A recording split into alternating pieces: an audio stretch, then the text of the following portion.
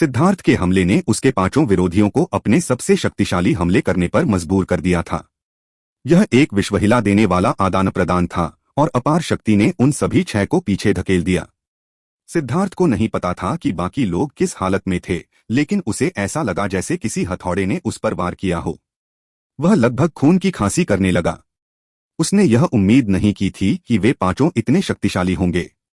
यहां तक कि स्प्लिट द हेवंस का चौथा रूप भी उन्हें मारने में कामयाब नहीं हुआ था। लेकिन उसे पता नहीं था कि वे पांचों और भी ज्यादा हैरान थे। उन्हें लगा कि वे पागल होने वाले हैं। वे 8वीं श्रेणी के सेलेस्टियल्स में सबसे ऊपर थे, व्यावहारिक रूप से अपने क्षेत्र में बेजोड़। उन्हें अपने दुश्मनों से लड़ने के लिए पहले कभी किसी से हाथ नहीं मिलाना पड़ा था। अब उन्होंने न केवल दूसरों के साथ हाथ मिला लिया था, बल्कि उन पांचों ने अपनी सबसे शक्तिशाली चालें भी चली, जिससे हिंसक रूप से खून की खांसी हुई। तीनों प्राचीन जाति विशेषज्ञों की स्थिति थोड़ी बेहतर थी। आखिरकार उनके पास जुआन बीस्ट्स की रक्तरेखा थी, जिससे उन्हें शक्तिशाली शारीरिक शरीर मिला। लेकिन ब्लडकिल हॉल के 2 हत्यारे लगभग मारे गए थे। वे खून से लथपथ थे, उनकी हड्डियां टूट चुकी थीं। वे लुगदी के ढेर की तरह पीछे गिर पड़े। सिद्धार्थ को इस बारे में कुछ भी पता नहीं था। उसे बस इतना पता था कि ऐसा लग रहा था जैसे कोई पहाड़ उसकी छाती पर टूटकर गिर रहा हो। जब वह वापस लौटा तो वह जिस दिशा में गया वह ठीक उसी दिशा में था जहां हान वेंजुन था। उसने उस विशाल जार को देखा। वह अब नौसिखिया नहीं था और उसने तुरंत पहचान लिया कि यह एक पुश्तैनी वस्तु है। बिना कुछ कहे उसने काला बर्तन निकाला और जार पर पटक दिया। एक धमाकेदार आवाज के साथ बर्तन जार से टकराया। अंदर मौजूद सभी लोगों को ऐसा लगा जैसे वे किसी घंटी के अंदर हैं जिसे हथौड़े से बजाया गया हो। यह एहसास असहनीय था। जिनकी साधना का आधार कमजोर था वे बेहोश हो गए और कुछ बदकिस्मत लोग तो सीधे ही मर गए। जो बेहोश नहीं हुए उन्हें ऐसा नहीं लगा कि यह कोई वरदान है। एक और जोरदार धमाका हुआ जिससे उनके सिर में चक्कर आने लगा। उन्हें लगा कि जैसे उनके दिमाग को गला दिया गया है। भयंकर घंटियां बजती रहीं। हान वेंजुन अब केवल प्रतिक्रिया करने में कामयाब रहा। उसने खांसते हुए मुंह में खून भरा जो पैतृक वस्तु पर गिरा। लेकिन जब तक उसने ऐसा किया उसे यह देखकर झटका लगा कि वह पैतृक वस्तु अविश्वसनीय रूप से कमजोर हो गई थी। उसे उसमें से आतंक की लहरें भी आती हुई महसूस हुईं। दरार। सबके आश्चर्यचकित दृष्टि के सामने उनके ग्रैंड हान की पैतृक वस्तु स्वर्ग किन्वन दिव्यजार बिखर गई।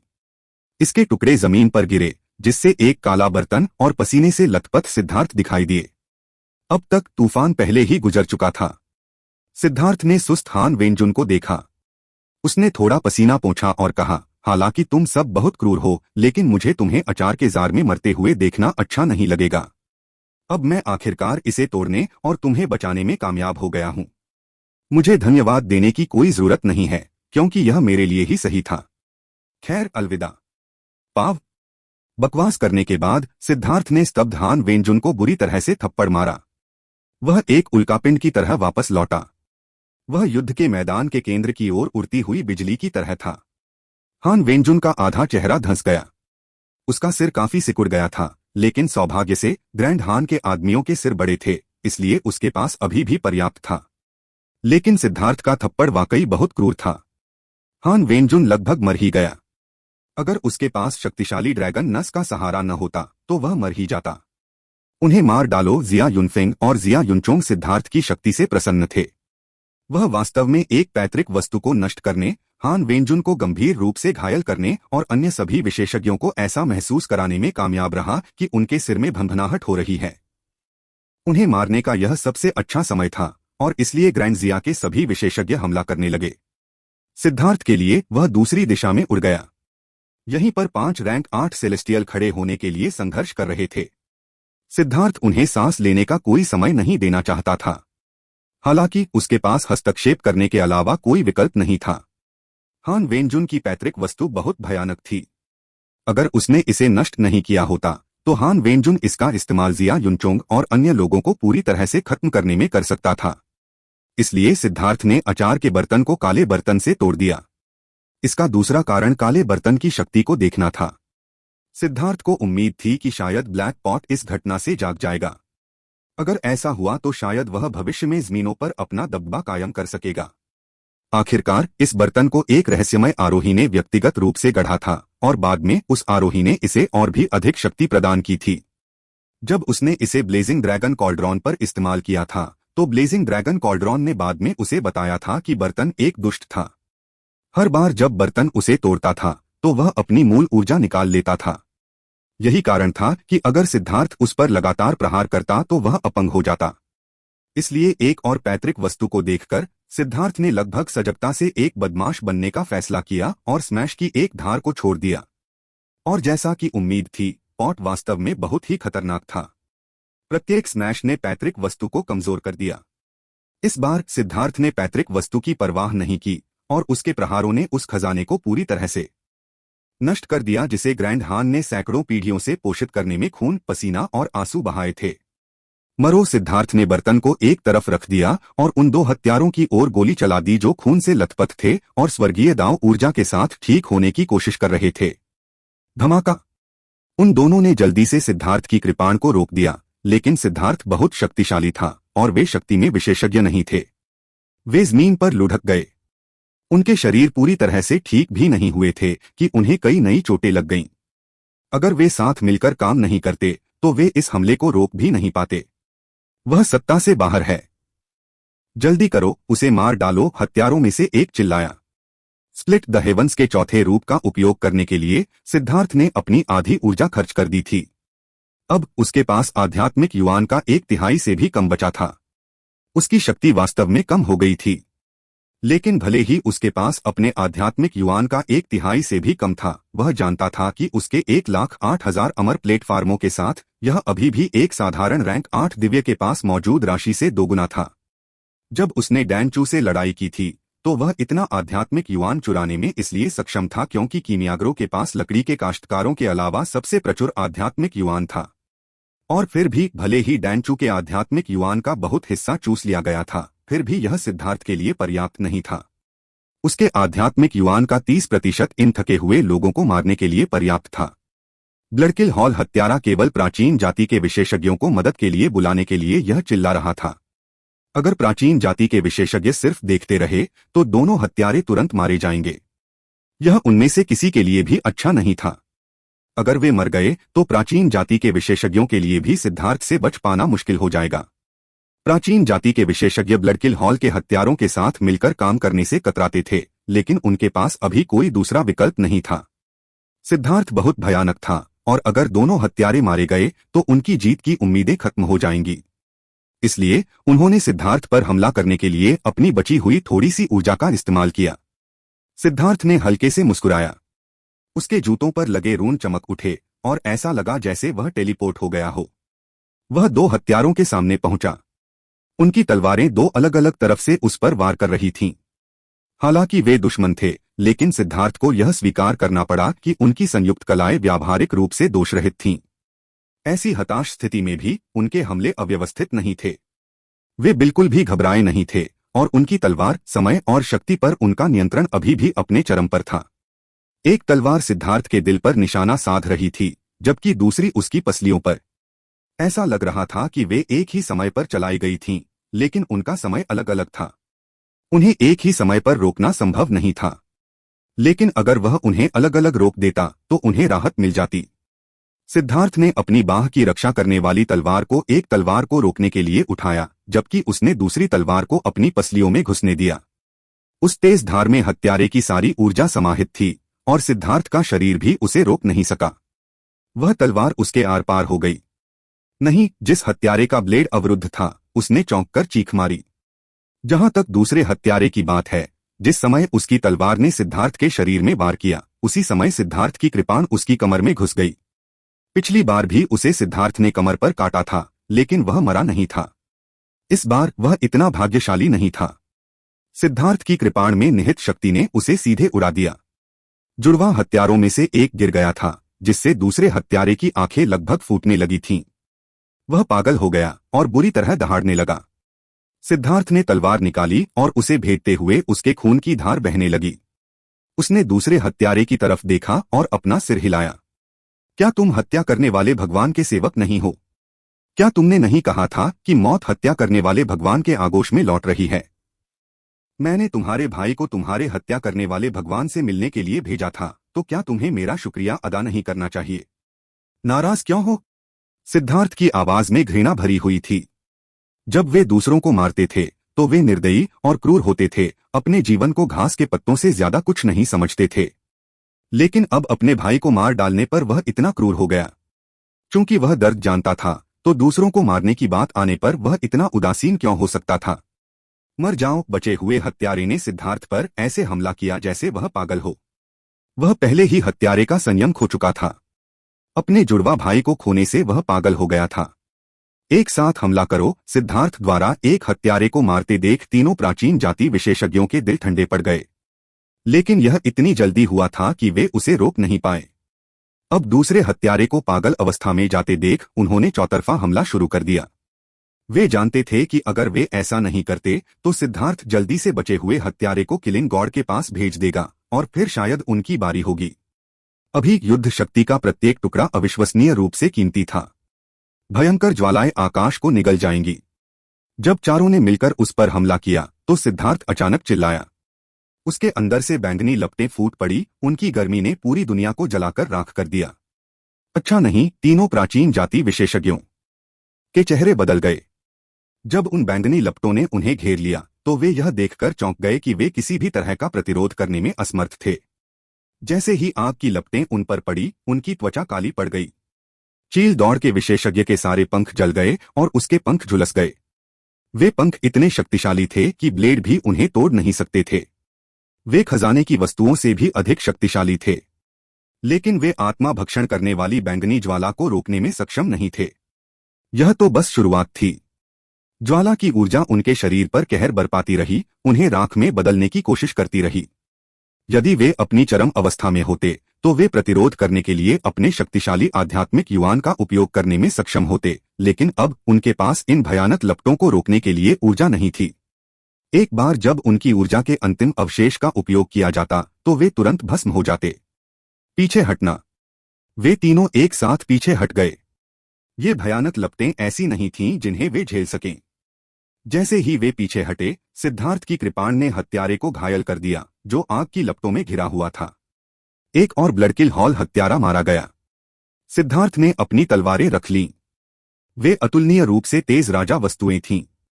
सिद्धार्थ ने न केवल 2 शक्तिशाली राजा आइटम प्राप्त किए थे, बल्कि उसने 2 रैंक 8 स्वर्गीय दावरून भी प्राप्त किए थे। मारे गए डैन चू, ली वानजी और हान बिजुन को जोड़कर उसके पास कुल 5 रैंक 8 स्वर्गीय दावफल थे। इसके बाद उसने उन तीनों पर गोली चलाई और अपनी लपटों का दायरा भी बढ़ाया।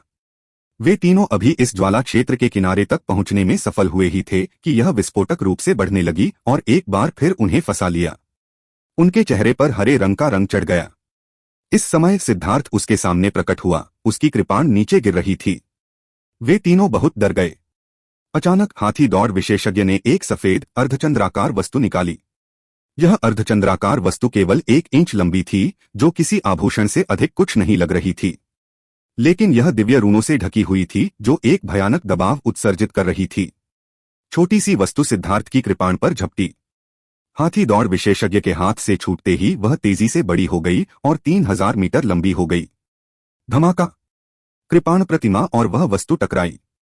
सिद्धार्थ की कृपाण प्रतिमा तुरंत उड़ गई और सिद्धार्थ को पीछे की ओर धक्का लगा और उसके मुंह से खून बहने लगा। एक पुश्तैनी वस्तु! सिद्धार्थ चौंक गया। उसने उम्मीद नहीं की थी कि हाथी दौड़ विशेषज्ञ एक पुश्तैनी वस्तु भी लेकर आएगा। इसके अलावा यह एक बहुत ही भयानक पैतृक वस्तु थी। इस समय वह यह देखने में कामयाब रहा कि यह स्पष्ट रूप से एक हाथी का दांत था। यह दांत रक्तलाल रेखाओं से ढका हुआ था। यह 10वीं श्रेणी के जादुई जानवर का दांत है। सिद्धार्थ ने चौंककर चीख मारी। उसे इस तरह की आभा याद थी। सच तो यह है कि यह किसी जादुई जानवर का दांत नहीं था, बल्कि 10वीं रैंक का जुआन जानवर था। इसे जंगली हाथी जाति के एक सच्चे विशेषज्ञ ने पीछे छोड़ दिया था। इस दांत में उस विशेषज्ञ की भयानक साधना शक्ति समाहित थी। इसमें अपनी आध्यात्मिकता थी। सिद्धार्थ मन ही मन खुश हो रहा था कि उसने अभी अभी कृपांशवी हमला किया था। अगर यह दांत ब्लडरिंकर के असली शरीर पर लगता तो उसे नुकसान पहुंचता। मुझे अपनी शक्ति उधार दो! हाथी दौड़ विशेषज्ञ चिल्लाया और अचानक उसके मुंह से खून निकला, जिससे हाथ की मुहरें बन गईं। वह खून एक रून में बदल गया जो हाथी के दांत पर जा गिरा। जैसे ही दांत को रक्तरून का पोषण मिला, उसमें से चकाचौंध करने वाली रोशनी निकली और वह जीवित हो गया। चील और बाघ दौड़ के विशेषज्ञों ने हाथी दौड़ विशेषज्ञ की पीठ पर अपने हाथ रखे।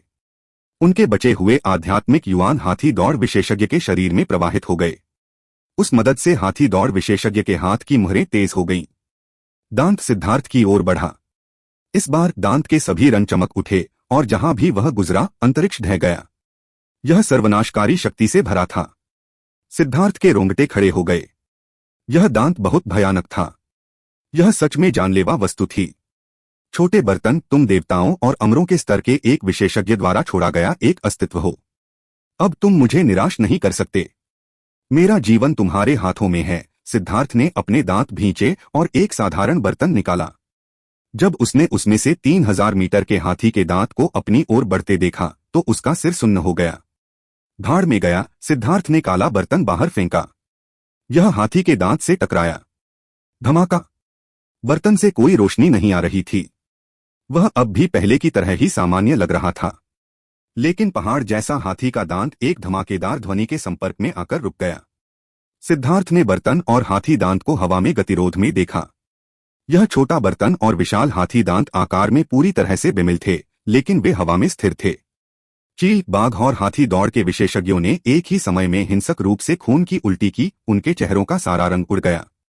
उस हाथी दांत ने उनके सारे आध्यात्मिक युवान चूस लिए थे और बर्तन से टकराने के कारण उन्हें भारी क्षति हुई। तीनों को यह देखकर आश्चर्य हुआ कि यह बर्तन कुत्ते की विष्ठा की तरह था जो दांत से उतरने से इनकार कर रहा था। दांत हिंसक रूप से कांप रहा था, बर्तन से बाहर निकलने में असमर्थ था। इसके रंग तेजी से मंद होने लगे। कमीने, उसका वह बर्तन एक असली खजाना है। मेरी पैतृक वस्तु इसे संभाल नहीं सकती। अपनी पैतृक आत्मा शांत करने वाले जेड को सक्रिय करें। हाथी दौड़ विशेषज्ञ ने उसके माथे पर उंगली रखी। उसका माथा धंसने लगा। यह आत्मघाती कदम था, लेकिन जैसे ही उसकी अपनी शक्ति उसे मारने वाली थी, उसकी कमर पर एक जेड प्लेट जल उठी और प्रकाश की एक बाधा ने उसे घेर लिया। इस रोशनी में हाथी दांत वाले एक बुजुर्ग दिखाई दिए। वह सदमे से भर गए। ईगल रेस विशेषज्ञ और टाइगर रेस विशेषज्ञ ने भी अपनी आत्मा को शांत करने वाले जेड्स की सुरक्षा को सक्रिय करके आत्महत्या करने की कोशिश की। क्या चल रहा है? 3 प्रकाश अवरोधों ने उन तीनों को घेर लिया। हाथी जाति के बुजुर्ग ने जब दांत देखा तो वह चौंक गया और उसने जल्दी से हाथ की मुहरें बना ली। प्रकाश अवरोध से ऊर्जा का संचार हुआ। हाथी के दांत को किसी तरह का सहारा मिल गया और उसकी नसें फिर से चमक उठीं। उसमें से एक भयानक दबाव निकला जो पहले से कहीं ज्यादा शक्तिशाली था। यह देखकर कि बर्तन किसी तरह की ऊर्जा से हिल रहा था और किसी भी समय गिर सकता था, सिद्धार्थ जल्दी से उड़कर आया और उस पर अपनी हथेली रख दी। उसने अपना आध्यात्मिक युवान उसमें डाल दिया। सिद्धार्थ के समर्थन से बर्तन फिर से स्थिर हो गया और एक बार फिर दांत से मजबूती से चिपक गया। इसके जरिए सिद्धार्थ ने महसूस किया कि बर्तन पागलों की तरह दांत से ऊर्जा को अवशोषित कर रहा था। यह न केवल दांत की ऊर्जा को अवशोषित कर रहा था, बल्कि यह उस ऊर्जा को भी अवशोषित कर रहा था जो बुजुर्ग उसमें डाल रहे थे। वह बुजुर्ग हाथी जाति का शीर्ष विशेषज्ञ था, लेकिन स्थानिक अंतर के कारण वह केवल आत्मा को शांत करने वाले जेड के माध्यम से कुछ ऊर्जा संचारित कर सकता था। वह जितनी शक्ति का उपयोग कर सकता था वह 10,000वें हिस्से से भी कम थी। यह देखकर कि वह बर्तन से दांत निकालने में असमर्थ था, उसने जल्दी से अन्य 2 प्राचीन जातियों के बुजुर्गों को बुलाया। उन दोनों ने भी अपनी आत्मा को शांत करने वाले जेड के माध्यम से अपनी ऊर्जा हाथी जाति के बुजुर्ग को दी। उन्होंने दांत का समर्थन करने के लिए एक साथ काम किया। जैसे ही दांत ने बर्तन को हिलाने की कोशिश की, उसमें से रोशनी निकली, लेकिन फिर वह जल्दी ही मंद पड़ गई। ऊर्जा की एक के बाद एक लहरें बर्तन द्वारा अवशोषित की गईं। यह देखकर हाथी जाति के बुजुर्ग का हाव भाव बदल गया। वह चिल्लाया, सिद्धार्थ, प्राचीन जातिया, और तुम अभी भी उस बिंदु पर नहीं पहुंचे हैं कि या तो तुम मरो या मैं मरूं। मुझे उम्मीद है कि हम सब एक कदम पीछे हटेंगे और अपनी दुश्मनी को दोस्ती में बदल देंगे। यह कैसा लग रहा है? इस बुजुर्ग को आखिरकार स्थिति का एहसास हुआ। हालांकि उसके पास अपने आप में बहुत ताकत थी, लेकिन वह आत्मा को शांत करने वाले जेड के माध्यम से इसका उपयोग करने में असमर्थ था। अगर यह जारी रहा तो वह सिद्धार्थ का कुछ भी नहीं कर पाएगा और वह अपने पैतृक आइटम और अपने शिष्यों को खो देगा। तुमने क्या कहा? यहाँ हवा बहुत तेज है। सिद्धार्थ ने अपना कान उसकी ओर झुकाया, ऐसे बर्ताव किया जैसे उसने सुना ही न हो। क्या इस बूढ़े कमीने ने सोचा कि वह मूर्ख है? दुश्मनी को दोस्ती में बदल दिया। इसके अलावा वे अनगिनत प्राचीन जातियों में से केवल 3 का प्रतिनिधित्व करते थे। वे प्राचीन जातियों के लिए उनकी संपूर्णता में कैसे बोल सकते थे? और यदि वे प्राचीन जातियों का प्रतिनिधित्व भी कर सकते थे, तो क्या अब युद्ध विराम की मांग करने का कोई अर्थ था? ठीक इसी समय लोगों का एक समूह वहां पहुंच गया। यह जिया युनचोंग और अन्य लोग थे। उन्होंने अपने दुश्मनों का सफाया कर दिया था और हान वेंजुन को जिंदा पकड़ लिया था। इस प्रकार वे सिद्धार्थ का समर्थन करने आए थे। प्राचीन जातियों के 3 विशेषज्ञों का सामना करते हुए सिद्धार्थ को लोहे का बर्तन पकड़े देखकर वे चौंक गए। मैं सिद्धार्थ की मदद करने जा रहा हूं। जिया यूलो और जिया युनचोंग दोनों ने उड़ान भरना शुरू कर दिया। हालांकि इस भीषण युद्ध के बाद उनके पास ज्यादा आध्यात्मिक युवान नहीं बचा था, फिर भी उनके पास कुछ था। वापस आ जाओ। तुम्हारी हरकतें 4 देशों की संधि का उल्लंघन है, जिया युनफेंग ने आदेश दिया। 4 राष्ट्रों की संधि के अनुसार प्राचीन राष्ट्र साधना जगत के दायरे से बाहर थे और वे साधना जगत के मामलों में हस्तक्षेप नहीं कर सकते थे। उसी तरह 4 प्राचीन राष्ट्रों को साधना जगत से कोई परेशानी नहीं होगी। यह नियम अनगिनत वर्षों से चला आ रहा है। इससे पहले प्राचीन जातियों ग्रैंड हान और पिल टॉवर विशेषज्ञों ने उन पर हमला किया था। स्वाभाविक रूप से उन्हें वापस लड़ने की अनुमति दी गई थी। लेकिन अब मामला अलग था। अब यह सिद्धार्थ और 3 प्राचीन जातियों के बीच दुश्मनी थी। अगर वे अब हस्तक्षेप करते तो उनके कार्यों की प्रकृति बदल जाती। इससे उनके विरोधियों को ग्रैंड जिया के लिए परेशानी खड़ी करने का बहाना मिल जाता। क्या तुम मूर्ख हो? सिद्धार्थ केवल हमारी वजह से ही उनके दुश्मन बन गए। अगर हम बस किनारे से देखते रहे तो क्या हम इंसान भी रह जाएंगे? जिया युनचोंग ने उसके आदेशों की अनदेखी करते हुए दहाड़ते हुए कहा। जिया यूलो और जिया युनचोंग दोनों को जिया युनफेंग ने पकड़ लिया। उसने चिल्लाते हुए कहा, क्या तुम्हें एहसास है कि तुम्हारा यह साहस ग्रैंड जिया के लाखों करोड़ों आम लोगों की सुरक्षा को खतरे में डाल रहा है? जिया युनचोंग के चेहरे के भाव कई बार बदले। उसने अपनी मुट्ठियां भींच लीं। वे पहले ही संधि तोड़ चुके हैं। हमें क्यों सहना पड़ेगा? क्योंकि हम ग्रैंड जिया के राजकुमार हैं। हम जो कुछ भी करते हैं वह ग्रैंड जिया के आम लोगों के लिए है। यदि आप 4 राष्ट्रों को तबाह होते देखना चाहते हैं तो आगे बढ़े। जिया युनफेंग ने जिया युनचोंग और जिया यूलुओ को घूर कर देखा। जिया युनचोंग की आंखों में आग की लपटें भड़क रही थीं। 4 प्राचीन राष्ट्र साधना जगत के दायरे से बाहर थे। उन्हें पूरे मार्शल हेवन महाद्वीप द्वारा सार्वजनिक रूप से शांतिपूर्ण भूमि के रूप में स्वीकार किया गया था। 4 प्राचीन राष्ट्रों में अनगिनत वर्षों से शांति थी। वे पूरे महाद्वीप के धर्मी मार्ग द्वारा संरक्षित थे। यहाँ के लोग संप्रदायों के बीच संघर्ष में भाग लेने की चिंता किए बिना रह सकते थे। हालांकि ग्रैंड हान की जंगली महत्वाकांक्षाओं ने इसे बर्बाद कर दिया था। अगर सिद्धार्थ आकर धारा को पलट नहीं देता तो बाहरी दुनिया को पता भी नहीं चलता कि 4 राष्ट्रों के प्राचीन अवशेषों के बीच ऐसी विश्वासघाती बात घटित हुई थी। उनकी शिकायत हमेशा के लिए सच्चाई के साथ यहीं दफन हो जाती। अब जबकि सिद्धार्थ को मदद की जरूरत थी, उसकी मदद करना साधना जगत के संघर्ष में भाग लेने के बराबर था। यह किस तरह का मूर्खतापूर्ण तर्क था? हालांकि वास्तव में दुनिया इतनी ही मूर्ख थी। अब जबकि ग्रैंड हान के सभी विशेषज्ञ मारे जा चुके थे, सिद्धार्थ 3 प्राचीन जाति के विशेषज्ञों के खिलाफ हार रहा था और अगर उन्होंने मदद की तो परिणाम भयानक होंगे।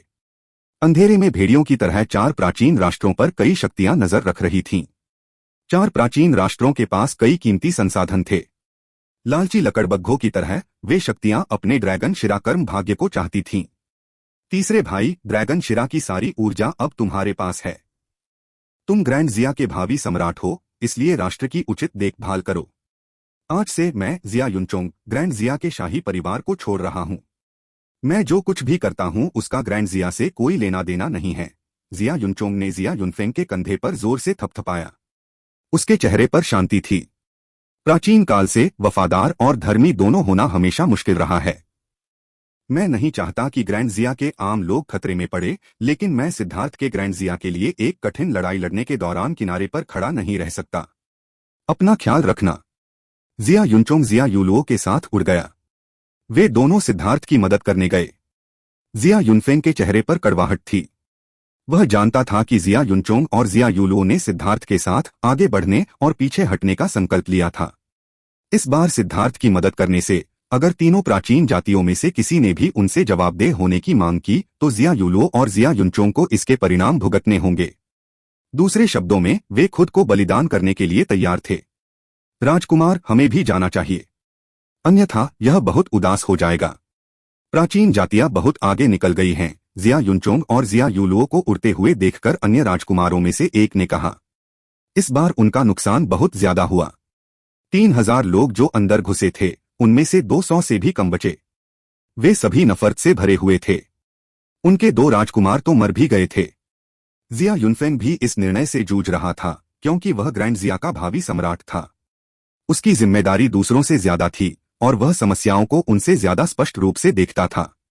अगर यह एक अराजक युद्ध में होता और वे गलती से सिद्धार्थ की मदद कर देते तो यह एक बात होती, लेकिन अभी उनके सभी दुश्मन नष्ट हो चुके थे। सिद्धार्थ की मदद करने से प्राचीन जातियों को पुरानी वर्जनाओं की परवाह न करने का बहाना मिल जाता। जब समय आएगा, युद्ध की लपटें ग्रैंड जिया को अपनी चपेट में ले लेंगी। लेकिन जिया युनफेंग भी एक उग्र व्यक्ति था और वह बहुत क्रोधित था।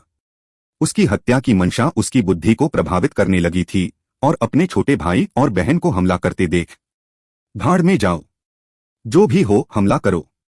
जिया युनफेंग ने अचानक अपने जीवन में पहली बार अपने दिमाग के खिलाफ जाकर सभी को हमला करने के लिए प्रेरित किया।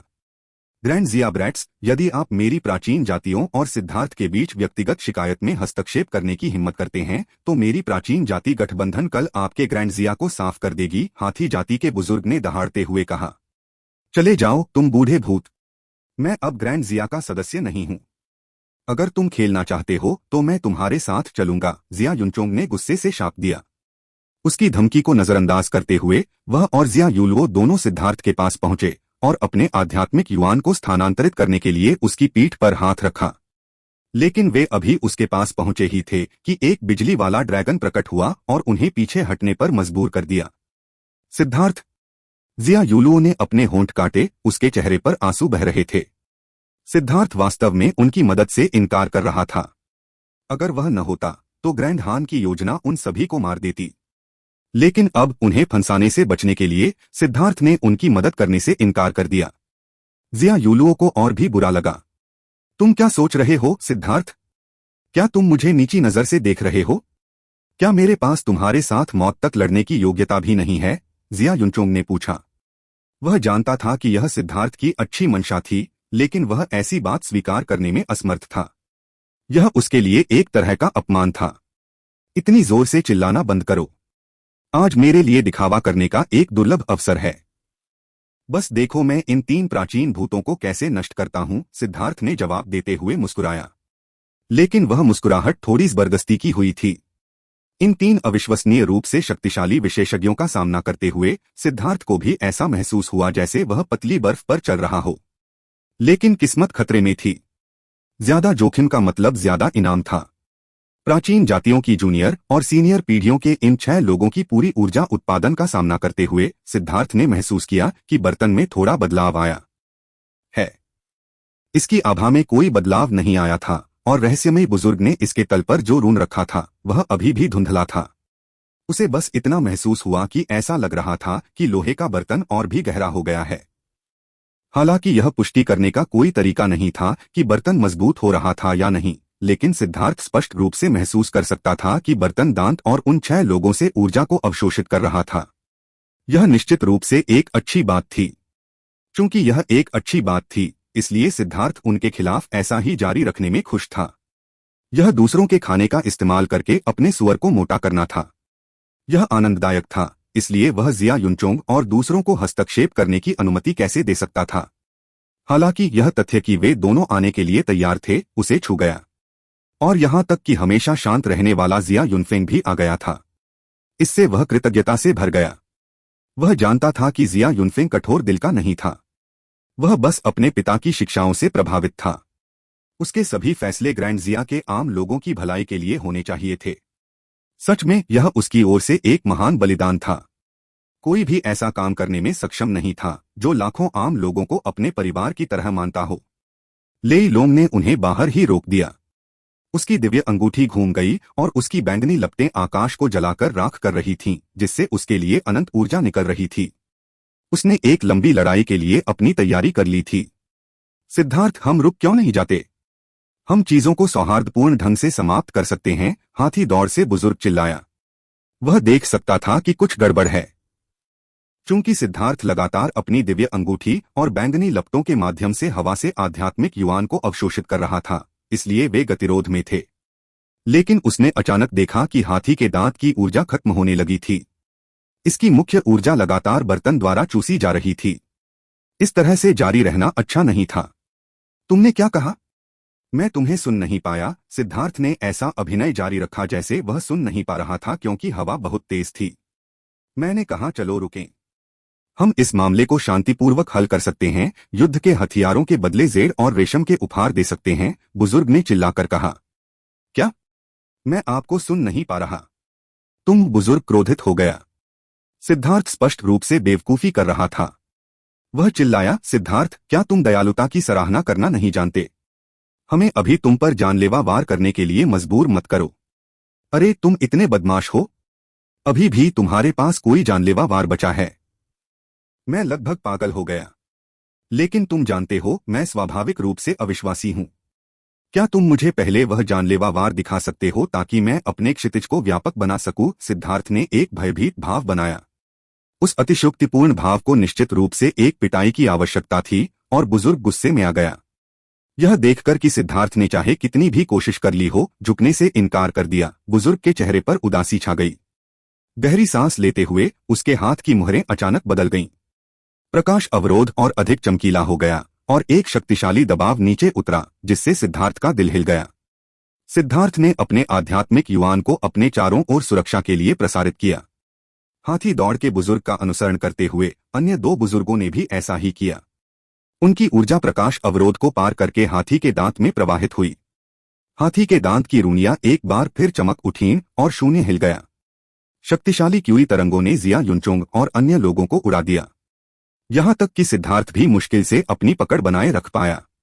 अचानक सिद्धार्थ के साथ साथ हाथी के दांत से बर्तन भी उड़ गया। उसके बाद हाथी जाति के बुजुर्ग के हाथ की मुहरें बदल गईं।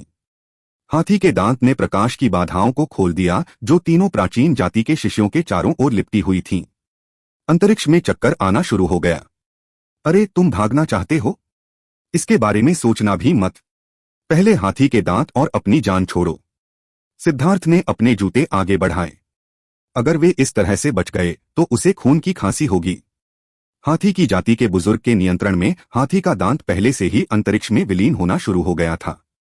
धमाका! सिद्धार्थ ने बर्तन को दांत पर पटक दिया। इसकी रोशनी थोड़ी कम हो गई, लेकिन स्थानिक ऊर्जा रुकी नहीं। वास्तव में इसने बर्तन को रोकने का काम छोड़ दिया और भागने पर ध्यान केंद्रित किया। टकराना, टकराना, टकराना। सिद्धार्थ ने बर्तन को बार बार तोड़ते हुए गुस्से से दहाड़ते हुए कहा, जल्दी करो और रुको, नहीं तो मैं तुम्हें कुचल कर मार डालूंगा। धमाका! अंतरिक्ष में विस्फोट हो गया और प्रकाश फीका पड़ गया। तीनों बुजुर्गों की छवियां पूरी तरह से विलीन हो गईं। अचानक आसमान से 3 लाशें गिरीं। वे प्राचीन जातियों के 3 प्रतिभाशाली लोग थे। उनका परिवहन विफल हो गया था। एक धुंधला हाथी का दांत हवा में लटका हुआ था, उसका शरीर दरारों से ढका हुआ था। यह 1 इंच लंबा हो गया और कांपते हुए सिद्धार्थ के सामने तैरने लगा।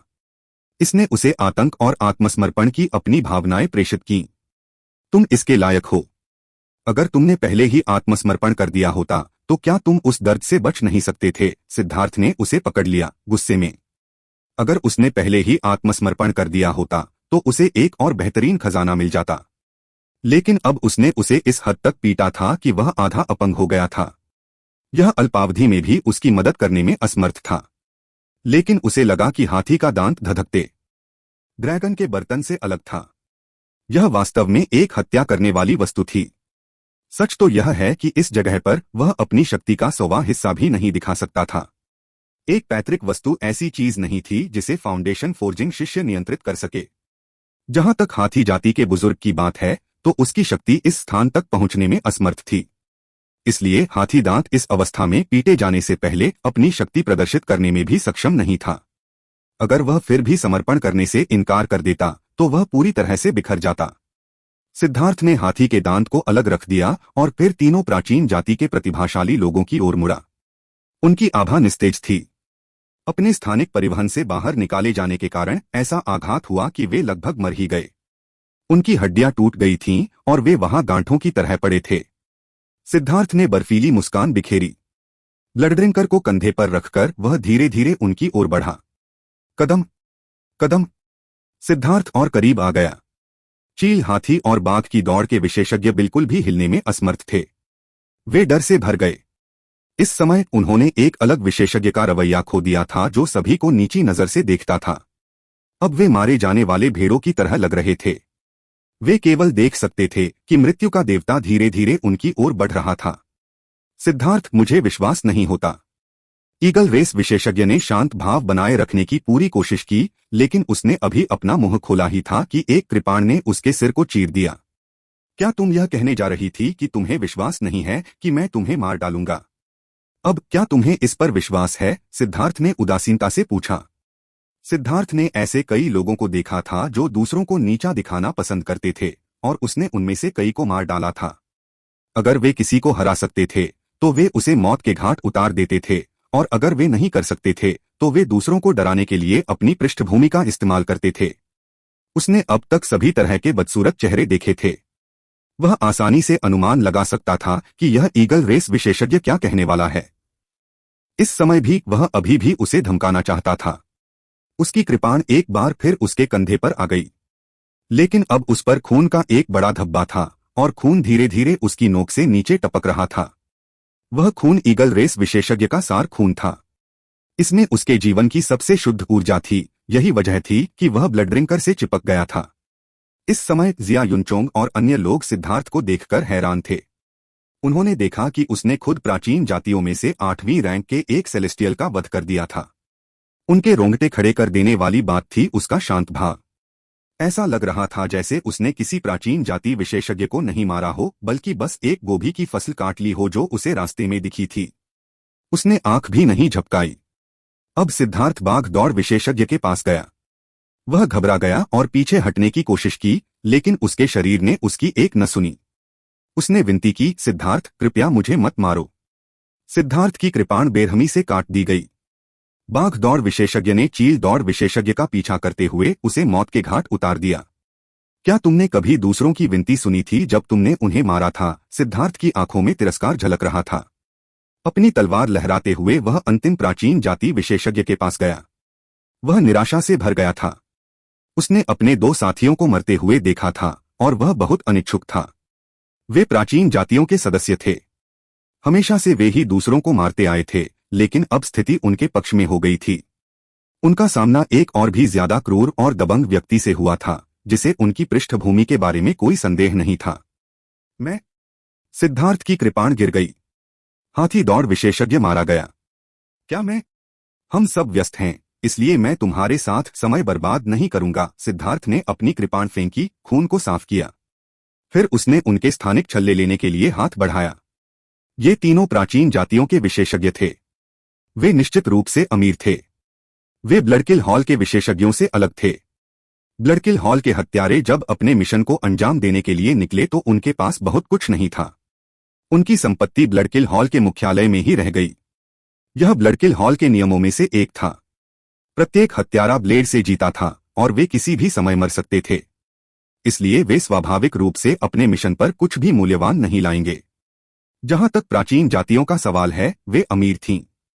शायद अगर कोई और होता तो वे हत्यारों को आकर्षित करने के डर से अपनी स्थानिक अंगूठियां लेने की हिम्मत नहीं करते। लेकिन सिद्धार्थ ने बहुत पहले ही उन हत्यारों को चित्रित कर लिया था, इसलिए स्वाभाविक रूप से उसे कोई परवाह नहीं थी। अगर वह कुछ ले सकता था तो वह ले लेता। अचानक स्वर्ग और पृथ्वी हिल गए। 4 राष्ट्रों के प्राचीन अवशेष हिलने लगे। जिया युनचोंग की अभिव्यक्ति बदल गई और वह चिल्लाया, प्राचीन अवशेष बंद होने वाला है। हमें जाना होगा। बोलने का समय नहीं था।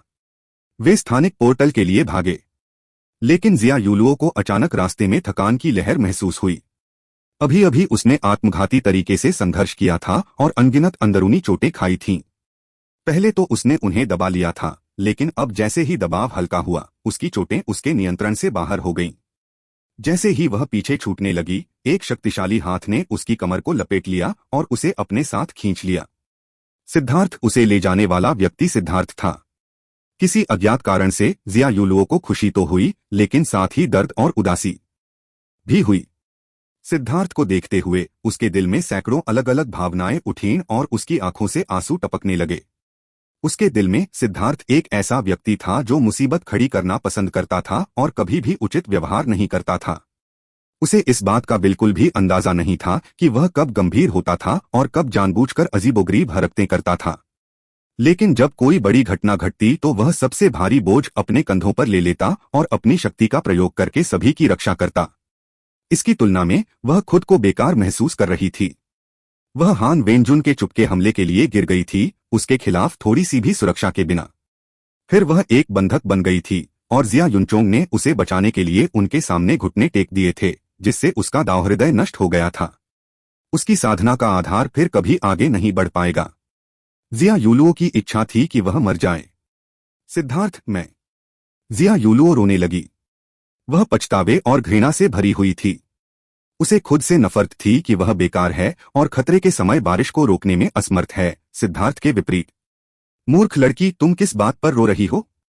सब कुछ खत्म हो गया है। हम जीत गए। तुम्हें खुश होना चाहिए, सिद्धार्थ ने कहा। लेकिन मैंने सबको फंसा दिया। मैंने अपने बड़े भाई को फंसा दिया। जिया युलुओ इतनी जोर से रोने लगी कि उसके मुंह से शब्द भी नहीं निकल रहे थे। सिद्धार्थ भी इस मामले में खुद को असहाय महसूस कर रही थी। सच तो यह है कि इसके लिए उसे दोषी नहीं ठहराया जा सकता। यह उसके रहन-सहन के माहौल और उसकी शिक्षाओं के साथ साथ उसके माता पिता और भाइयों के लाड़ प्यार का नतीजा था। अब जब उसके सामने इसके परिणाम आ चुके हैं तो इसका दोष सिर्फ उस पर नहीं डाला जा सकता। इसके अलावा जिया युलुओ पहले ही हान वेनजुन के सपनों से बचकर निकल चुकी थी। दूसरे शब्दों में कहें तो भले ही वह ग्रैंड जिया का कोई और विशेषज्ञ हो, अगर वे सतर्क नहीं होते तो वे भी हान वेनजुन द्वारा आसानी से पकड़े जा सकते थे। यह सिर्फ इतना था कि हान वेनजुन वास्तव में कचरा था जो वास्तव में जिया युलुओ को निशाना बनाने का फैसला करता था। शुद्ध हृदय वाले जिया युलुओ ने कभी नहीं सोचा था कि एक इंसान का दिल इतना काला हो सकता है। इतना बड़ा झटका लगने के बाद उसे ऐसा महसूस हुआ जैसे उसकी दुनिया ढह गई हो और वह स्वयं को दुनिया का सबसे बेकार व्यक्ति महसूस करने लगी। जिया युलुओ को अचानक खांसी आने लगी और उसके मुंह से खून बहने लगा। उसकी अंदरूनी चोटें और भी गंभीर होती जा रही थीं। सिद्धार्थ ने जल्दी से जिया युलुओ को एक बेहतरीन उपचार की गोली खिला दी। इस गोली का असर बहुत तेज था और इससे उसकी चोटें जल्दी ठीक हो जातीं। लेकिन ऐसा लग रहा था कि जिया युलुओ को अपनी चोटों का एहसास ही नहीं था। उसकी खूबसूरत आंखें सिर्फ उदासी से भरी थीं। सिद्धार्थ का दिल थोड़ा कांप उठा। यह सोचते हुए उसने एक और औषधीय गोली निकाली और जिया युलुओ को खिला दी। जिया युलुओ ने सहजता से उसे निगल लिया और जल्दी से उसके आलिंगन में सो गई। जल्दी करो, स्थानिक पोर्टल बंद होने वाला है। सभी को अचानक तेजी से सिकुड़ते हुए बीच में एक बड़ा स्थानिक पोर्टल दिखाई दिया। इस गति के अनुसार वे इसे नहीं बना पाएंगे। सब लोग मेरे साथ आओ, सिद्धार्थ ने सोए हुए जिया युलुओ को जिया युनचोंग को सौंप दिया। उसने लेई लॉन्ग को बुलाया। लेई लॉन्ग ने सब कुछ निगल लिया और फिर एक प्रकाश की किरण में तब्दील हो गया जो पोर्टल के माध्यम से आगे बढ़ी। पोर्टल बंद हो गया, लेकिन उससे ठीक पहले लेई लॉन्ग तेजी से गुजरा। यह छोटी सी दुनिया फिर से शांत हो गई। हालांकि अब इसमें थोड़ा ज्यादा खून और कुछ नाराज भूत थे। सिद्धार्थ, तुम कमीने, मैं तुम्हें निश्चित रूप से टुकड़े टुकड़े कर दूंगा। यह वाक्य प्राचीन जातियों के 3 बुजुर्गों के मुंह से एक ही समय में अलग अलग जगहों से निकला था। उनके शब्द और लहजा लगभग एक जैसे थे। चील और बाघ की दौड़ में से प्रत्येक ने एक रैंक 8 सेलेस्टियल खो दिया था। यह सिर्फ रैंक 8 सेलेस्टियल नहीं था, यह वह व्यक्ति था जिसे वे अपने भविष्य के नेता बनने के लिए तैयार कर रहे थे, जिस अस्तित्व पर उन्होंने अनगिनत संसाधन खर्च किए थे। लेकिन उनकी सोल जेड स्लिप्स टूट गई थी, जिसका मतलब था कि वे पहले ही मर चुके थे। सबसे बदकिस्मत हाथी जाति थी। उन्होंने न केवल एक प्रतिभाशाली व्यक्ति खो दिया था, बल्कि उनकी पैतृक वस्तु भी चोरी हो गई थी। उनका उससे कोई भी संबंध नहीं रह गया था। ऐसा होने की केवल 2 ही संभावनाएं थीं। या तो पैतृक वस्तु पहले ही नष्ट हो चुकी थी, या वह अपने अनुबंधित ऋण को भंग करने के लिए अपनी मूल ऊर्जा की एक बड़ी मात्रा का उपयोग करने के लिए तैयार थी। पैतृक वस्तु आसानी से संविदात्मक ऋण को भंग नहीं कर सकती। इससे उसे बहुत नुकसान होगा। जीवित स्मृति में पैतृक वस्तुओं द्वारा अपने संविदात्मक ऋण को अपने आप भंग करने के बहुत कम मामले थे। लेकिन उन्हें नहीं पता था कि यह पैतृक वस्तु बिल्कुल धधकते ड्रैगन कढ़ाई की तरह थी। अगर यह समर्पण नहीं करती तो यह बर्तन द्वारा नष्ट कर दी जाती, इसलिए इसे समर्पण करने के लिए मजबूर किया गया था। जहां तक हाथी दांत की बात है, हालांकि यह उनके पूर्वज द्वारा छोड़ा गया था, लेकिन वस्तुआत्मा उनका पूर्वज नहीं था। उसे उनकी परवाह नहीं थी। पैतृक वस्तु की आध्यात्मिकता बहुत अधिक थी और इसकी बुद्धि एक बच्चे के बराबर थी। इसकी अपनी भावनाएं थीं और यह डर को महसूस करना जानता था। वे राजा की वस्तुओं से अलग थे। राजा की वस्तुएं केवल अपनी भावनाओं को अस्पष्ट रूप से व्यक्त करने में सक्षम थीं, लेकिन एक पैतृक वस्तु वास्तव में लोगों के साथ संवाद कर सकती थी। सबसे महत्वपूर्ण बात यह है कि पैतृक वस्तुएं सामान्यतः दास ऋणों द्वारा सीमित होती थीं और इसके कारण उनमें वफादारी की भावना नहीं होती थी। इसके अलावा कोई रास्ता नहीं था। जब तक पैतृक वस्तुओं को किसी के द्वारा पोषित किया जा रहा था, तब तक उनका जीवनकाल असीमित था। लेकिन मानव जीवनकाल सीमित था। आमतौर पर पैतृक वस्तु के नियंत्रण में शक्तिशाली विशेषज्ञ मरने से पहले अपने हथियार पर एक गुलाम का निशान लगाते थे और इसे अपने वंशजों को पोषित करने और उपयोग करने के लिए छोड़ देते थे। यहीं से पैतृक वस्तु का नाम भी आया। लेकिन जब एक पैतृक वस्तु पहली पीढ़ी के विशेषज्ञ के प्रति वफादार थी, तो उस विशेषज्ञ के वंशजों के लिए उसमें बहुत ज्यादा भावनाएं नहीं थीं। वे बस गुलाम थे। बहुत से लोग उन्हें बस औजार के रूप में मानते थे और उन्होंने गुलामों के निशान लगाए ताकि वे विद्रोह न करें या भाग न जाएं। रेस के सभी विशेषज्ञों को इकट्ठा करो। हम ग्रैंड जिया पर हमला करने जा रहे हैं। उन्हें सिद्धार्थ को सौंपने के लिए मजबूर करेंगे और फिर हम उन्हें पैतृक वस्तु सौंपने के लिए मजबूर करेंगे, हाथी जाति के बुजुर्ग ने दहाड़ते हुए कहा। बर्फीली हत्या की मंशा उसकी आंखों में भर गई। यह सिर्फ हाथियों की दौड़ नहीं थी। बाघों की दौड़ और विशाल चील की दौड़ भी अपने सभी विशेषज्ञों को इकट्ठा कर रही थी। पिल टॉवर ने बहुत पहले ही चालें चलनी शुरू कर दी थीं। एक बहुत बड़ा तूफान आने वाला था। सिद्धार्थ और अन्य लोग 4 राष्ट्रों के प्राचीन अवशेष से बाहर निकले और उन्होंने बाहर निकलते समय लाखों की सेना देखी। शाही पिता गुरु जिया युनचोंग को उम्मीद नहीं थी कि उसके मालिक और उसके पिता जिया युयांग उनका इंतजार कर रहे होंगे। उसे जो बात सबसे ज्यादा प्रभावित कर रही थी वह यह थी कि जिया युयांग के भावहीन और सख्त चेहरे पर अब एक राहत भरी मुस्कान थी। उसकी आंखों की रोशनी भी उतनी तेज नहीं थी जितनी आमतौर पर होती है। इसके बजाय उसकी आंखें भावनाओं से भरी हुई थीं और थोड़ी लाल भी थीं। आप सभी जीवित वापस आ गए। अच्छा, जिया युयांग, जिया युनचोंग, जिया युनफेंग और जिया युलुओ को जीवित लौटते देखकर भावुक हो गया। उनके मूल अनुमान के अनुसार उनके बचने की संभावना 1000 में से 1 से भी कम थी। आखिरकार चूंकि उनके दुश्मनों ने हमला करने की हिम्मत की थी, इसलिए उन्हें 100% आश्वस्त होना चाहिए था। अन्यथा वे अपने ड्रैगन नस को निशाना बनाने के लिए इतने बेशर्म नहीं होते। उन्हें जीवित देखकर जिया युयांग जैसा व्यक्ति भी अपनी भावनाओं पर नियंत्रण नहीं रख सका। माफ करना पिताजी, युनलिन क्यों हुआ? वे जिया युनचोंग दुखी था। वे दोनों उसके भाई थे, लेकिन वे युद्ध में मारे गए थे। युद्ध कोई खेल नहीं है। ऐसा कोई तरीका नहीं है कि कोई भी न मरे। मेरे ग्रैंड जिया के सभी लोग हीरो हैं जो ग्रैंड जिया के लिए खून बहाएंगे और यहां तक कि अपनी जान भी कुर्बान कर देंगे।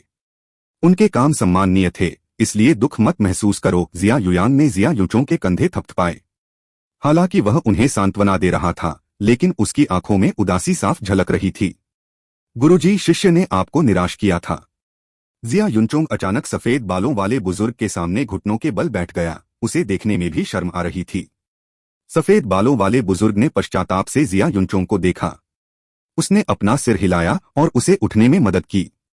वह देख सकता था कि जिया युनचोंग की अजय आभा गायब हो गई थी। वह अंदर ही अंदर आहें भरने से खुद को नहीं रोक पाया। अपराजय दांव की साधना करना अविश्वसनीय रूप से कठिन था।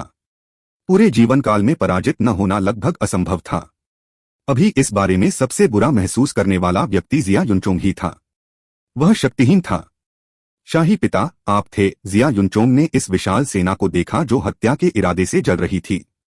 वे ग्रैंड जिया के कुलीन थे और उनमें से अधिकांश राजा थे।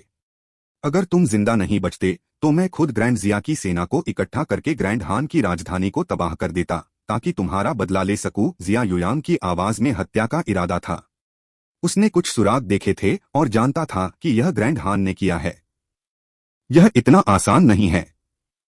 हमें जल्दी से शाही महल लौटना होगा। मुझे आपको पूरी रिपोर्ट देनी है। जिया युनचोंग ने जल्दी से कहा। जिया युनचोंग की गंभीरता को देखते हुए और उसके चरित्र को जानते हुए जिया युयांग ने एक और शब्द नहीं कहा।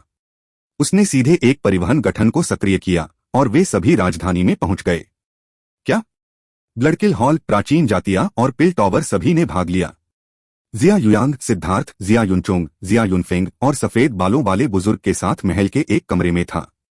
जब जिया युयांग ने पूरी कहानी सुनी तो वह हैरान और क्रोधित हो गया। सफेद बालों वाले बुजुर्ग की अभिव्यक्ति भी ठंडी थी। 4 प्राचीन राष्ट्र साधना जगत से बाहर स्थित थे और साधना जगत के संघर्षों में भाग नहीं लेते थे। ये शक्तियां वास्तव में बहुत आगे निकल गई थीं। लेकिन चाहे वह प्राचीन जातियां हों या ब्लडकिल हॉल, ग्रैंड जिया उन्हें भड़काने में सक्षम नहीं था। और पिल टॉवर का उल्लेख करने की भी कोई जरूरत नहीं थी, जिसे पिल वैली द्वारा समर्थित किया गया था।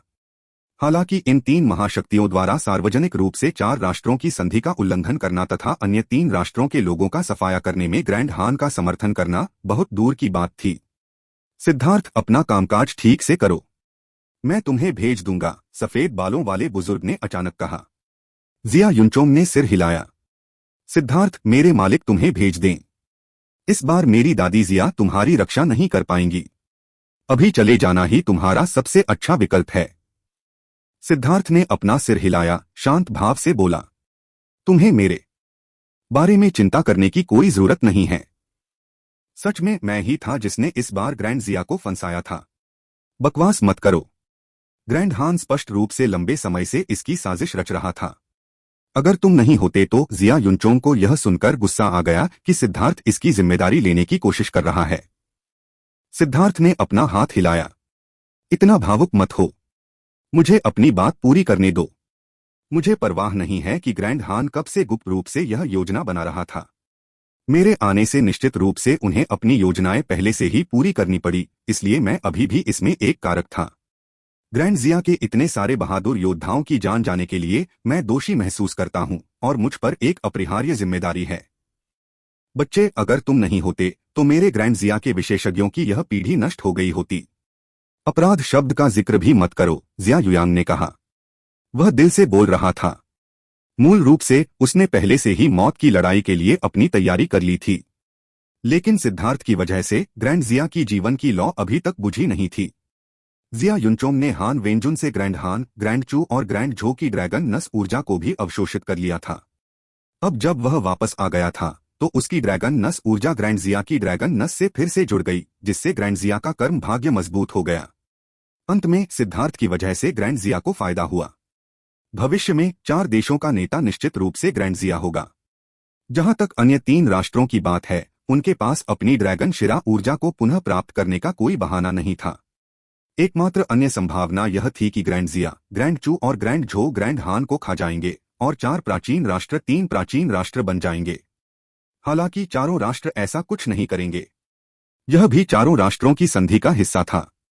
चूंकि 4 प्राचीन राष्ट्र ही सेंट्रल प्लेन्स के भीतर एकमात्र शांतिपूर्ण भूमि थे, अगर चारों राष्ट्र युद्ध करने का फैसला करते तो सेंट्रल प्लेन्स के पास अब कोई शुद्ध भूमि नहीं होती। सेंट्रल प्लेन्स की शक्तियां निश्चित रूप से हस्तक्षेप करेंगी। इसलिए भले ही इतने बड़े पैमाने पर युद्ध करना असंभव था, लेकिन ग्रैंड हान ने इतना घिनौना काम किया था और 3 प्राचीन राष्ट्रों के पास उन्हें निशाना बनाने के अनगिनत अन्य तरीके थे। उनका पतन निश्चित था। ग्रैंड जिया के लिए वहां बहुत सारे कर्म भाग्य एकत्रित थे। वे भविष्य में फलेंगे फूलेंगे। ग्रैंड जिया में सिद्धार्थ का योगदान बहुत बड़ा था, इसलिए जिया युयांग ने उससे कहा कि वह कभी यह न कहे कि उसे इसके लिए दोषी महसूस होता है। चूंकि अंकल जिया चाहते हैं कि मैं यह न कहूं, इसलिए मैं नहीं कहूंगा। किसी भी मामले में मैं बस इतना कहूंगा कि इस मामले ने मुझे बहुत परेशान कर दिया है। 4 राष्ट्रों के प्राचीन अवशेष में मेरे पास खजाने की खोज करने का समय भी नहीं था। मुझे बस एक कुत्ते की तरह शिकार किया गया था। अगर मेरे पास इतना कठोर जीवन नहीं होता तो मैं बहुत पहले ही मर चुका होता। मैं, सिद्धार्थ, ऐसी बात को चुपचाप स्वीकार करने वाला व्यक्ति नहीं हूं। मुझे उन्हें उनके अनुसार प्रतिशोध देना होगा, सिद्धार्थ ने कहा। यह सुनकर जिया युयांग और सफेद बालों वाला बुजुर्ग भी चौंक गए। वे अविश्वास से उसकी ओर देखने लगे। उन्हें लगा कि उन्होंने गलत सुना है। 4 राष्ट्रों के प्राचीन अवशेष में सिद्धार्थ ने 7 रैंक 8 सेलेस्टियल को मार डाला था। ली वानजी और हान बिजुन को भी उसने एक ही बार में मार डाला था। ब्लडकिल हॉल के जुड़वा हत्यारे, चील, बाघ और हाथी जाति के विशेषज्ञ, उनमें से कोई भी भागने में सफल नहीं हुआ था। उन्होंने सुना था कि सिद्धार्थ ने उनके पैतृक सामान को छीनने के लिए एक बर्तन का भी इस्तेमाल किया था। उनके कई विशेषज्ञों को मारने के बाद, उनकी पैतृक वस्तु को छीनने के बाद उसे ही लगा कि उसने सब कुछ खो दिया है। क्या वह थोड़ा पागल नहीं था? यहाँ तक कि जिया युयान और सफेद बालों वाले बुजुर्ग जैसे लोगों ने भी, जिन्होंने दुनिया देखी थी, कभी किसी को इतना दबंग नहीं देखा था। सिद्धार्थ, जब प्राचीन जातियां ब्लडकिल हॉल और पिल टॉवर हाथ मिलाते हैं तो यह क्षेत्र मूल रूप से उनका प्रभुत्व होता है। यह पिल टॉवर के लिए विशेष रूप से सच है। उनके पास कई गुर्गे हैं जो उनकी पुकार पर सामूहिक रूप से प्रतिक्रिया देंगे। ग्रैंड जिया जल्द ही घेर लिया जाएगा, और भले ही आपके जुआंटियन दाओ संप्रदाय के गुरु आए, वे जरूरी नहीं कि आपको बचा पाए, जिया युयान ने कहा। पिल टॉवर को मूल रूप से किसी भी गणना से हटाया जा सकता है। वह बूढ़ा बेवकूफ डैन टिंग, मैं उसके दयनीय दिमाग से उसे मौत के घाट उतार सकता हूं। जहां तक ब्लडकिल हॉल की बात है, वे केवल उसी दायरे में लक्ष्यों की हत्या करते हैं। उसी दायरे में उन जुड़वा हत्यारों ने कहा कि वे इस क्षेत्र के सबसे शक्तिशाली हत्यारे हैं। अभी के लिए कोई भी मजबूत हत्यारा नहीं भेजा जाएगा, क्योंकि उनके लिए मेरे पीछे जेड कोर हत्यारों को भेजना असंभव है। तब वे वास्तव में अपना सारा चेहरा खो देंगे। जहां तक फाउंडेशन फोर्जिंग हत्यारों की बात है, मैं उन सभी को पुनर्जन्म लेने और उनके हत्या करने वाले भगवान को देखने के लिए भेज सकता हूं। तो एकमात्र शक्ति जो मुझे धमकी दे सकती है, वह प्राचीन जातियां हैं। प्राचीन जाति गठबंधन वास्तव में शक्तिशाली है, लेकिन मैं सिर्फ एक फाउंडेशन फोर्जिंग शिष्य हूं, और वे मुझ पर हमला करने के लिए अपनी पूरी ताकत का इस्तेमाल नहीं कर सकते।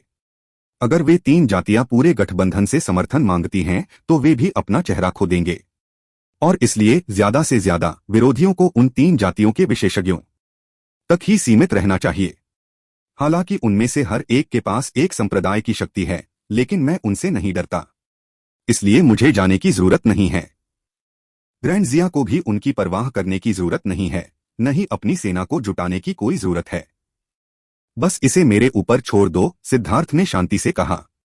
यह देखकर कि सिद्धार्थ तीनों शक्तियों के खतरे के सामने इतना शांत रह सकता है, जिया युयान और सफेद बालों वाले बुजुर्ग हैरान रह गए। समस्या के बारे में उसका विश्लेषण बिल्कुल सटीक था।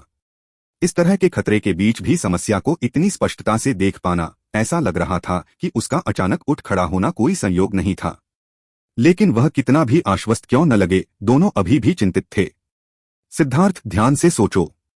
तुम इस तरह ब्लेड की नोक पर नाच रहे हो, जिया युयान ने चेतावनी दी। अगर सिद्धार्थ अभी चला जाता, तो सफेद बालों वाले बुजुर्ग की ताकत के साथ यह बहुत संभव था कि उसे बिना किसी को पता चले ही भेज दिया जाता। लेकिन जैसे जैसे समय बीतता गया, ये संभावनाएं उतनी ही कम होती गईं। यह कल्पना की जा सकती है कि पिल टॉवर और वे तीन जातियां तुरंत लोगों को ग्रैंड जिया को बंद करने के लिए भेज देंगी, ताकि एक अपरिहार्य जाल बिछाया जा सके। मुझे पता है, चिंता मत करो, सिद्धार्थ मुस्कुराया।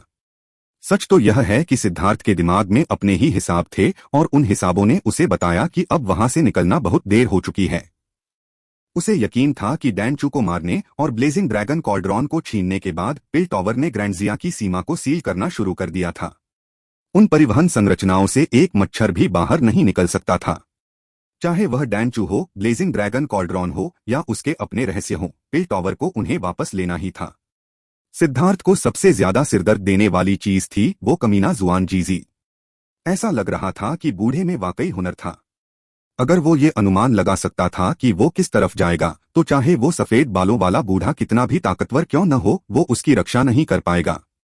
इसलिए उसके लिए वहां से जाना असंभव था। लेकिन उसे इस बात पर गुस्सा नहीं आया। उसे लगा कि जैसे ही उसने 9 सितारा हेगमन बॉडी आर्ट की साधना शुरू की, उसके शिकार होने में कभी कोई रुकावट नहीं आई। वह लंबे समय से इसका आदी हो चुका था। एक बात जिसकी उन्होंने अनुमति देने से इनकार कर दिया था, वह थी दूसरों को फंसाना, खासकर जिया युनचोंग और जिया युलुओ जैसे लोगों को नहीं, जिन्हें वह अपने परिवार की तरह मानते थे। सिद्धार्थ को उन्हें स्पष्टीकरण देना ही था, नहीं तो उसे अंदर ही अंदर बुरा लगेगा। यह देखते हुए कि सिद्धार्थ ने पहले ही अपना फैसला कर लिया था, जिया युयान ने उसे जाने के लिए मजबूर करने की कोशिश नहीं की। जिया युनचोंग को उसके गुरु ने बुलाया था। उसके स्वर से ऐसा लग रहा था कि वे हान वेनजुन के करीब जाने वाले थे, यह देखने के लिए कि क्या जिया युनचोंग अपने अजेय दांव को फिर से खोज सकता है। यही कारण था कि जिया युनफेंग ने जिया युनचोंग को प्राचीन अवशेष में हान वेंजुन को मारने से रोका था। जिया युनफेंग शांत था। जिया युनचोंग का अजय दांव टूट गया था क्योंकि उसने हान वेंजुन के सामने घुटने टेक दिए थे। जिसने परेशानी पैदा की थी उसे इसे ठीक करना चाहिए, इसीलिए उसने हान वेंजुन को जिंदा रखा था। सिद्धार्थ भी विदा लेकर वाइन गॉड पैलेस चला गया, लेकिन वह अभी महल से बाहर निकला ही था कि अचानक वह ठंडी मुस्कान के साथ मुस्कुराया। उसने मुड़कर एक व्यक्ति के चेहरे पर तमाचा जड़ दिया। पाव! सिद्धार्थ ने जिस व्यक्ति को थप्पड़ मारा वह 30 साल का कन्फ्यूशियस विद्वान लग रहा था। उसके हाथ में एक पंखा था और वह वाकई विद्वान लग रहा था। वह सड़क पर चलते हुए दृश्यों को निहार रहा था। तभी सिद्धार्थ ने उसके चेहरे पर जोरदार थप्पड़ मारा। विद्वान दूर तक उड़ गया और उसके गाल पर एक स्पष्ट हाथ का निशान दिखाई दिया। उसका चेहरा भी विकृत हो गया। कमीने, तुम मुझे क्यों मारोगे? अधेड़ उम्र का विद्वान दहाड़ा। इससे काफी हंगामा मच गया, यहां तक कि शहर के कुछ गार्ड भी वहां आ गए। वर्तमान में सिद्धार्थ शाही शहर के प्रवेश द्वार से बहुत दूर नहीं था। वह एक प्रतिबंधित क्षेत्र था जो शाही परिवार तक ही सीमित था। सामान्य लोगों को वहां जाने की अनुमति नहीं थी। शाही शहर के सामने हंगामा मचाने के लिए शहर के पहरेदार उन्हें डांटने ही वाले थे कि तभी उन्होंने सिद्धार्थ का चेहरा देखा। उन्होंने जल्दी से अपना मुंह बंद कर लिया। पिछली बार सिद्धार्थ ने शाही महल में ली वांजी का सिर काट दिया था और इससे पूरा ग्रैंड जिया शहर हिल गया था। ग्रैंड जिया शहर में केवल कुछ ही लोग नहीं जानते थे कि सिद्धार्थ कौन है। इसलिए यह देखकर कि यह वही है, उन गार्डों ने ऐसा व्यवहार किया जैसे उन्होंने कुछ भी नहीं देखा। क्या किसी ने तुम्हें कभी नहीं सिखाया कि लोगों को गाली देना असभ्यता है? सिद्धार्थ ने भी उस व्यक्ति पर दहाड़ते हुए कहा। विद्वान को लगभग खून की खांसी आ गई। तुम ही हो जिसने मुझे अचानक मारा। मैंने तुम्हें मारा इसलिए तुम्हें लगता है कि तुम मुझे श्राप दे सकते हो? पूरी तरह से अनुचित, सिद्धार्थ चिल्लाया। तुम विद्वान को यह भी नहीं पता था कि इस पर क्या जवाब देना है। उसने कभी किसी को इतना नासमझ नहीं देखा था कि वह यह घोषित कर दे कि जब कोई उसे मारता है तो उसे गाली नहीं देनी चाहिए। उसका चेहरा सूअर की तरह सूजा हुआ था। तुम कन्फ्यूशियस के विद्वान हो, इसलिए तुम कन्फ्यूशियस के शिष्य हो, शिष्टाचार के आदर्श हो, नैतिकता और सदाचार के प्रतीक हो। अगर मैंने तुम्हें मारा भी तो तुम्हें मुझसे पूछना चाहिए था कि ऐसा क्यों किया, ताकि मामले की सच्चाई का पता चल सके, न कि मुझे तुरंत शाप दे देना चाहिए। समझे? सिद्धार्थ ने व्यंग्य किया। सच तो यह है कि यह व्यक्ति कोई कन्फ्यूशियस विद्वान नहीं था। उसकी साधना का आधार छिपा हुआ था, लेकिन वह अपनी शत्रुतापूर्ण आभा को सिद्धार्थ की इंद्रियों से नहीं छिपा सका। इस व्यक्ति ने इतना भेष बदल रखा था, जाहिर है कि वह उस पर जासूसी करने आया था। इसलिए सिद्धार्थ ने सीधे उसे थप्पड़ मारा था ताकि वह परख सके। परिणामस्वरूप सिद्धार्थ ने पाया कि यह व्यक्ति एक आत्मा परिवर्तन विशेषज्ञ था, एक हॉल मास्टर के स्तर का व्यक्ति। यद्यपि उसने स्वयं को छिपाने की पूरी कोशिश की थी, फिर भी जीवन और मृत्यु के उस क्षण में उसने सहजता से अपना बचाव किया था। सिद्धार्थ के थप्पड़ की ताकत से राजा की जान जा सकती थी अगर वे अचानक पकड़े जाते, लेकिन इस व्यक्ति के पास सिर्फ हाथ का निशान बचा था। उसकी हैसियत तुरंत उजागर हो गई। विद्वान ने फिर सिद्धार्थ पर गरजते हुए कहा कि क्या उसे श्राप देने का अधिकार है। उसे यह भी ध्यान नहीं था कि वह पहले ही खुद को प्रकट कर चुका था। सिद्धार्थ घृणा से भर गया। ऐसे मूर्ख का अभी भी जीवित रहना एक चमत्कार था। तुमने मुझे क्यों मारा? विद्वान ने पूछा। मुझ पर ऐसी बेकार की बातें मत करो।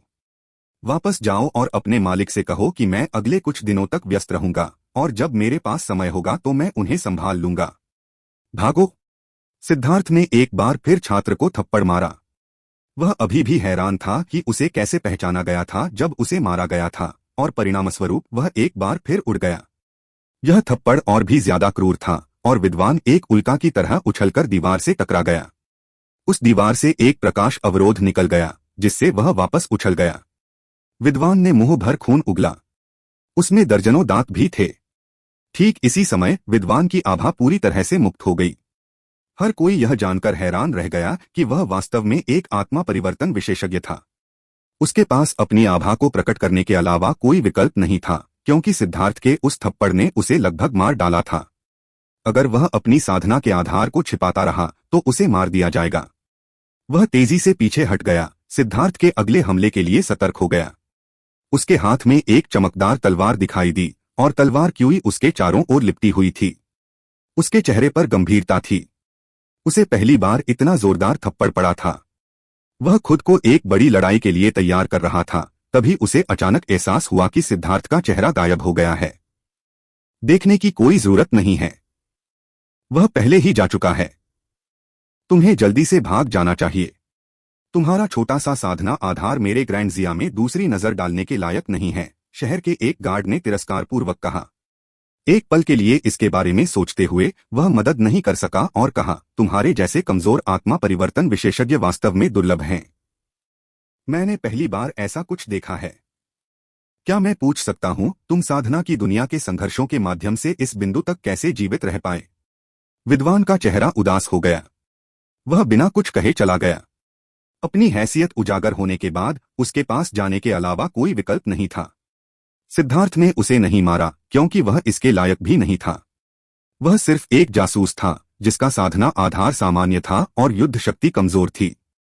वह स्पष्ट रूप से सिर्फ एक नौकर था और उसे मारने का कोई मतलब नहीं था। सबसे अधिक संभावना यह है कि ऐसा व्यक्ति जीवन भर दूसरों की चापलूसी ही कर पाएगा। उनकी असली ताकत दयनीय रूप से कमजोर थी और सिद्धार्थ उसे मारने की जहमत नहीं उठा सकता था। सिद्धार्थ बस उसे पिल टॉवर तक संदेश पहुंचाने के लिए इस्तेमाल करना चाहता था। यह संभव नहीं था कि वह प्राचीन जातियों से आया हो, क्योंकि प्राचीन जातियां अन्य संप्रदायों के साथ मिलकर काम करने से कतराती थीं। केवल वे लोग ही एरंड बॉय के रूप में काम करते थे जो पिल टॉवर की चापलूसी करना चाहते थे। सिद्धार्थ पिल टॉवर को चेतावनी दे रहा था। वे ग्रैंड जिया शहर में प्रवेश करने की हिम्मत नहीं करेंगे क्योंकि वाइन गॉड पैलेस वहां था। जब वाइन गॉड पैलेस ने उस समय पिल वैली के विशेषज्ञों को निष्कासित कर दिया था तो उन्होंने कहा था कि पिल वैली के अधीनस्थों को ग्रैंड जिया के भीतर पैर रखने की अनुमति नहीं थी। वाइन गॉड पैलेस एक रहस्यमय अस्तित्व था। कोई भी उनकी असली ताकत नहीं जानता था। लेकिन पिल वैली ने पिछले कुछ सालों में उनके साथ कोई संघर्ष शुरू करने की हिम्मत नहीं की थी। तो ग्रैंड जिया सिटी के भीतर सिद्धार्थ निश्चित रूप से सुरक्षित था। जहां तक पिल टॉवर को चेतावनी देने की बात है तो वह जानबूझकर उन्हें इस मामले को और भी बड़ा बनाने के लिए क्रोधित कर रहा था। सिद्धार्थ आगे बढ़ता रहा। अचानक उसे लगा कि कोई उसे खींच रहा है। वह चौंक गया और उसके पीछे पीछे एक वाइन हाउस में चला गया। सातवें बड़े, क्या है? सिद्धार्थ ने फुसफुसाते हुए पूछा जब उन्होंने बैठने के लिए एक मेज ढूंढी और कुछ वाइन और जलपान का ऑर्डर दिया। मैंने सुना है कि तुम मुसीबत में हो। क्या तुम्हें मेरी मदद की जरूरत है? सातवें बुजुर्ग ने पूछा। वर्तमान सातवें एल्डर एक यात्रा करने वाले पथिक की तरह लग रहे थे। उनका चेहरा बदल गया था, लेकिन सिद्धार्थ ने मूल शैतान जाति की विशिष्ट आभा के माध्यम से उन्हें तुरंत पहचान लिया। मैं ठीक हूं, बस थोड़ी सी परेशानी है जिसे मैं संभाल सकता हूं। सातवें बड़े, मैं तुम्हें एक कप शराब पिलाता हूं। सिद्धार्थ ने 2 कप शराब निकाली और एक उसे दी। सातवें बुजुर्ग ने मुस्कुराकर प्याला पी लिया, लेकिन उनका चेहरा तुरंत बदल गया। क्या बढ़िया शराब है! बेशक यह बढ़िया शराब थी। यह शराब वाइन गॉड पैलेस के शिष्यों द्वारा बनाई गई थी। सातवें एल्डर ने पहले कभी ऐसी शराब नहीं पी थी। मैं तुम्हें कुछ जार दूंगा। तुम्हारे यहां क्या विकास हो रहा है? सिद्धार्थ ने सातवें बड़े के लिए और शराब डालते हुए पूछा। सब कुछ ठीक चल रहा है, लेकिन जितना हम आगे बढ़ रहे हैं उतना ही हमें पता चल रहा है कि हमारे पास पर्याप्त पैसा नहीं है। मेरे स्काई स्क्रैपिंग वर्ल्ड के कई संसाधन बाहर नहीं निकाले जा सकते और खुलेआम बेचे नहीं जा सकते। हम केवल धीरे धीरे ही आगे बढ़ सकते हैं, सातवें एल्डर ने कहा। मूल शैतान जाति सभी प्रकार के संसाधन जुटा रही थी, लेकिन जैसे जैसे उनका विस्तार हुआ उनकी संपत्ति बढ़ती चली गई। आखिरकार व्यवसाय को विकसित करने के लिए पूंजी की आवश्यकता होती है। इसे इकट्ठा करने में समय लगा, लेकिन वे सभी समय के खिलाफ दौड़ में थे। समय दबाव में था। मार्शल हेवन कॉन्टिनेंट के पास अनगिनत संसाधन थे, लेकिन मूल शैतान जाति केवल अपने नियमित चैनलों के माध्यम से ही लाभ उठा सकती थी, क्योंकि उनके पास विशेष कनेक्शन नहीं थे। इसलिए उनकी प्रगति धीमी थी। इसके अलावा मूल शैतान जाति को बहुत सावधान रहना पड़ता था। कोई भी सुराग उन्हें बेनकाब कर सकता था और फिर यह बहुत परेशानी भरा हो सकता था। घोड़ा रात में खाने से ही मोटा होता है और केवल वही व्यक्ति अमीर बनता है जो पारंपरिक तरीकों से अलग हटकर काम करता है। जैसा कि मैं देखता हूं, आपको देखना चाहिए कि क्या आप प्राचीन जातियों के साथ संबंध बना सकते हैं। एक कारण यह है कि उनके पास बहुत सारा पैसा और बहुत सारे संसाधन हैं, और दूसरा कारण यह है कि मेरा उनसे अच्छा रिश्ता है। भविष्य में मैं उनके साथ कई बार सहयोग कर पाऊंगा। मैं उन्हें लूट लूंगा और आप उन्हें चीजें वापस बेच देंगे। पैसे कमाने के लिए उनके अपने पैसे का इस्तेमाल करें, सिद्धार्थ ने कहा। क्या क्या तुम्हें सच में लगता है कि यह एक अच्छा विचार है? सातवें बड़े को झटका लगा। सिद्धार्थ में वाकई हिम्मत थी। उनका सामान लेने के बाद वह उसे वापस उन्हें बेचना चाहता था। यह बहुत बुरा था, साथ ही बहुत खतरनाक भी। इससे संदेह पैदा होगा। कहे, सातवें बड़े, क्या आपने मनी लॉन्ड्रिंग के बारे में नहीं सुना है? सिद्धार्थ मुस्कुराया। तुम किस बारे में बात कर रहे हो? है, यह कुछ ऐसा है जो दिन के उजाले को नहीं देख सकता। किसी चीज को कई बार फिर से बेचने के बाद वह असली सोना बन जाएगी। इसे और सरल शब्दों में कहें तो सबसे पहले आपको अपनी शक्ति से प्राचीन जातियों को चौंकाना होगा। उन्हें यह महसूस कराना होगा कि आपको भड़काना आसान नहीं है। आप एक रहस्यमय भूमिगत संगठन से प्राचीन जातियों के कुछ खजाने खरीदेंगे और फिर आप उन्हें प्राचीन जातियों को बेच देंगे। उन्हें निश्चित रूप से संदेह होगा, लेकिन यह ठीक है। साधना की दुनिया में कई काले बाजार हैं। कुछ लोग भ्रष्ट मार्ग से वस्तुओं को प्राप्त करेंगे, यहां तक कि धर्मी मार्ग के हाथों से भी, और फिर वे उन चीजों को चुपके से भ्रष्ट मार्ग को बेच देंगे। यह एक सामान्य घटना है। प्राचीन जातियों की वस्तुएं भी काले बाजार में बिकती हैं, लेकिन अपने दिखावे के लिए प्राचीन जातियां उन्हें खरीदते समय हमेशा खुद को किसी दूसरी शक्ति के रूप में छिपाती हैं। इसलिए आपको एक और भूमिगत शक्ति बनाने की जरूरत है, ताकि आप दो कोनों से इस पर काम कर सकें। इसके अलावा वह भूमिगत संगठन क्रूर होना चाहिए। उन्हें डराने के लिए कुछ अन्य भूमिगत शक्तियों की संपत्ति को तुरंत छीन लेना सबसे अच्छा होगा। शुरुआत में यह मुश्किल होगा, लेकिन अगर यह सफल हो जाता है तो मुनाफा दसियों गुना बढ़ जाएगा। केवल खुले बाजार और काले बाजार दोनों से पैसा कमाकर ही जल्दी से धन संचय करना संभव है, सिद्धार्थ ने कहा। अभी यह जल्दी से धन संचय करने का एकमात्र तरीका था। सिद्धार्थ का लक्ष्य प्राचीन जातियां थीं, क्योंकि उसके हाथों में प्राचीन जातियों की बहुत सारी चीजें थीं। 3 प्राचीन जाति के प्रतिभाशाली लोगों की वे 3 स्थानिक अंगूठियां खजानों से भरी हुई थीं। लेकिन वे चीजें ज्यादातर प्राचीन जातियों के लिए ही उपयोगी थीं। इसके अलावा उनमें से कई पर निशान लगे हुए थे, और उन्हें खुलेआम बेचना प्राचीन जातियों के मुंह पर तमाचा होगा। इस मामले में खुलेआम बेचने वालों को पकड़ा जाएगा। लेकिन यह भी सच था कि ये ऐसी चीजें थीं जिनकी प्राचीन जातियों को जरूरत थी। उन्हें पता था कि काले बाजार में इन चीजों के विक्रेता हैं, इसलिए उनके पास हमेशा ऐसे लोग होते थे जो चोरी छिपे इन्हें काले बाजार से खरीदते थे। काले बाजार में बिकने वाली सभी चीजें आमतौर पर खुले बाजार की तुलना में कम से कम 30% सस्ती होती थीं। ठीक है, चूंकि आपको लगता है कि यह संभव है, इसलिए मैं कुछ विशेषज्ञों को इकट्ठा करूंगा और एक भूमिगत शक्ति स्थापित करूंगा। 7वें बुजुर्ग अंत में इस प्रलोभन का विरोध करने में सक्षम नहीं थे। चिंता मत करो, 7वें बड़े। जब तक यह ठीक से किया जाता है, यह निश्चित रूप से बहुत पैसा कमाएगा।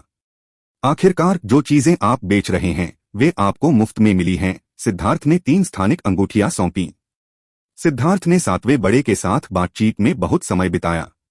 मूल शैतान जाति को बाहरी साधना दुनिया की स्थिति के बारे में ज्यादा जानकारी नहीं थी। सिद्धार्थ व्यक्तिगत रूप से काले बाजार के संपर्क में नहीं आया था, लेकिन उसे झेंग वेनलोंग ने इसके बारे में बताया था। जाहिर है, काले बाजार में जो मुनाफा कमाया जा सकता था वह बहुत ज्यादा था, लेकिन यह बेहद खतरनाक भी था। वहां बिकने वाली कई चीजें ऐसी थीं जो दिन की रोशनी में नहीं बिक सकती थीं। वे आसानी से नफरत और दुश्मनी भड़का सकती थीं। ऐसा इसलिए था क्योंकि वे ऐसी वस्तुएं थीं जो दिन के उजाले में नहीं मिल सकती थीं और खुले बाजार में नहीं बेची जा सकती थीं। इसलिए उन्हें कभी कभी काले बाजार में उनकी वास्तविक कीमत के 10वें हिस्से पर खरीदा जा सकता था और फिर 50 से 80% पर बेचा जा सकता था। इस तरह का मुनाफा किसी की भी आंखें लाल करने के लिए पर्याप्त था। सिद्धार्थ ने यह जोखिम उठाने का सुझाव दिया क्योंकि यह इसके लायक था। शुरुआत में यह थोड़ा मुश्किल हो सकता है, लेकिन एक बार सब कुछ सेट हो जाने के बाद उन्हें अभूतपूर्व लाभ प्राप्त होगा। इसके अलावा वह जानता था कि मूल शैतान जाति अत्यंत शक्तिशाली थी और निश्चित रूप से काले बाजार में खुद को स्थापित करने में सक्षम थी। सच तो यह है कि भूमिगत शक्तियां आमतौर पर भगोड़ों या भगोड़ों से बनी होती थीं। यह एक उच्च जोखिम और उच्च इनाम वाला विकल्प था, क्योंकि इससे बहुत बड़ा लाभ तो मिलता ही था, साथ ही वे आसानी से दूसरी शक्तियों को नाराज भी कर सकते थे। एक भी गलती उनके खुद के विनाश का कारण बन सकती थी। इसके अलावा भूमिगत शक्तियां बहुत जटिल थीं और उनमें से कोई भी अपने लाभ के लिए गंदी चालें चलने में सक्षम थी। लेकिन मूल शैतान जाति की शक्ति के साथ सिद्धार्थ को विश्वास था कि वे एक या दो भूमिगत शक्तियां स्थापित कर सकते हैं और धीरे धीरे घुसपैठ कर सकते हैं। ऐसा होने पर मूल शैतान जाति को दोनों बाजारों में कारोबार मिल जाएगा और वे अधिक लाभ कमा सकेंगे। सिद्धार्थ ने सातवें एल्डर को चेतावनी दी कि भूमिगत दुनिया हिंसक और खूनी है। उन्हें खुले बाजार से अलग तरीके से व्यवहार करना होगा, अन्यथा परिणाम भुगतने होंगे। उन्होंने सातवें बड़े के सामने एक व्यवहार्य रणनीति प्रस्तावित की। उस योजना को लागू करके उन्हें भूमिगत दुनिया में अपना क्षेत्र स्थापित करने में ज्यादा समय नहीं लगेगा। मूल रूप से सिद्धार्थ को चीजों को इतना परेशान करने की जरूरत नहीं थी। वह बस जिया युनचोंग या झेंग वेनलोंग को संदेश भेज सकता था और मूल शैतान जाति तेजी से विकसित हो सकती थी। लेकिन उसने ऐसा न करने का फैसला किया। अगर एक दिन ऐसा आया जब असली शैतान जाति का पर्दाफाश हो गया तो वह अपने दोस्तों को फंसा देगा। इसलिए वह सिर्फ खुद पर भरोसा करना चाहता था। इसके अलावा उसने भविष्यवाणी की कि उसे प्राचीन जातियों और पिल टॉवर के खिलाफ एक लंबी लड़ाई लड़नी होगी। जब तक वह मर नहीं जाता वे आखिरी आदमी तक लड़ेंगे। सिद्धार्थ एक दयालु व्यक्ति नहीं था। अगर कोई उसके खिलाफ तलवार उठाने की हिम्मत करता तो वह उसका सिर काटने की हिम्मत करता, चाहे वह कोई भी हो।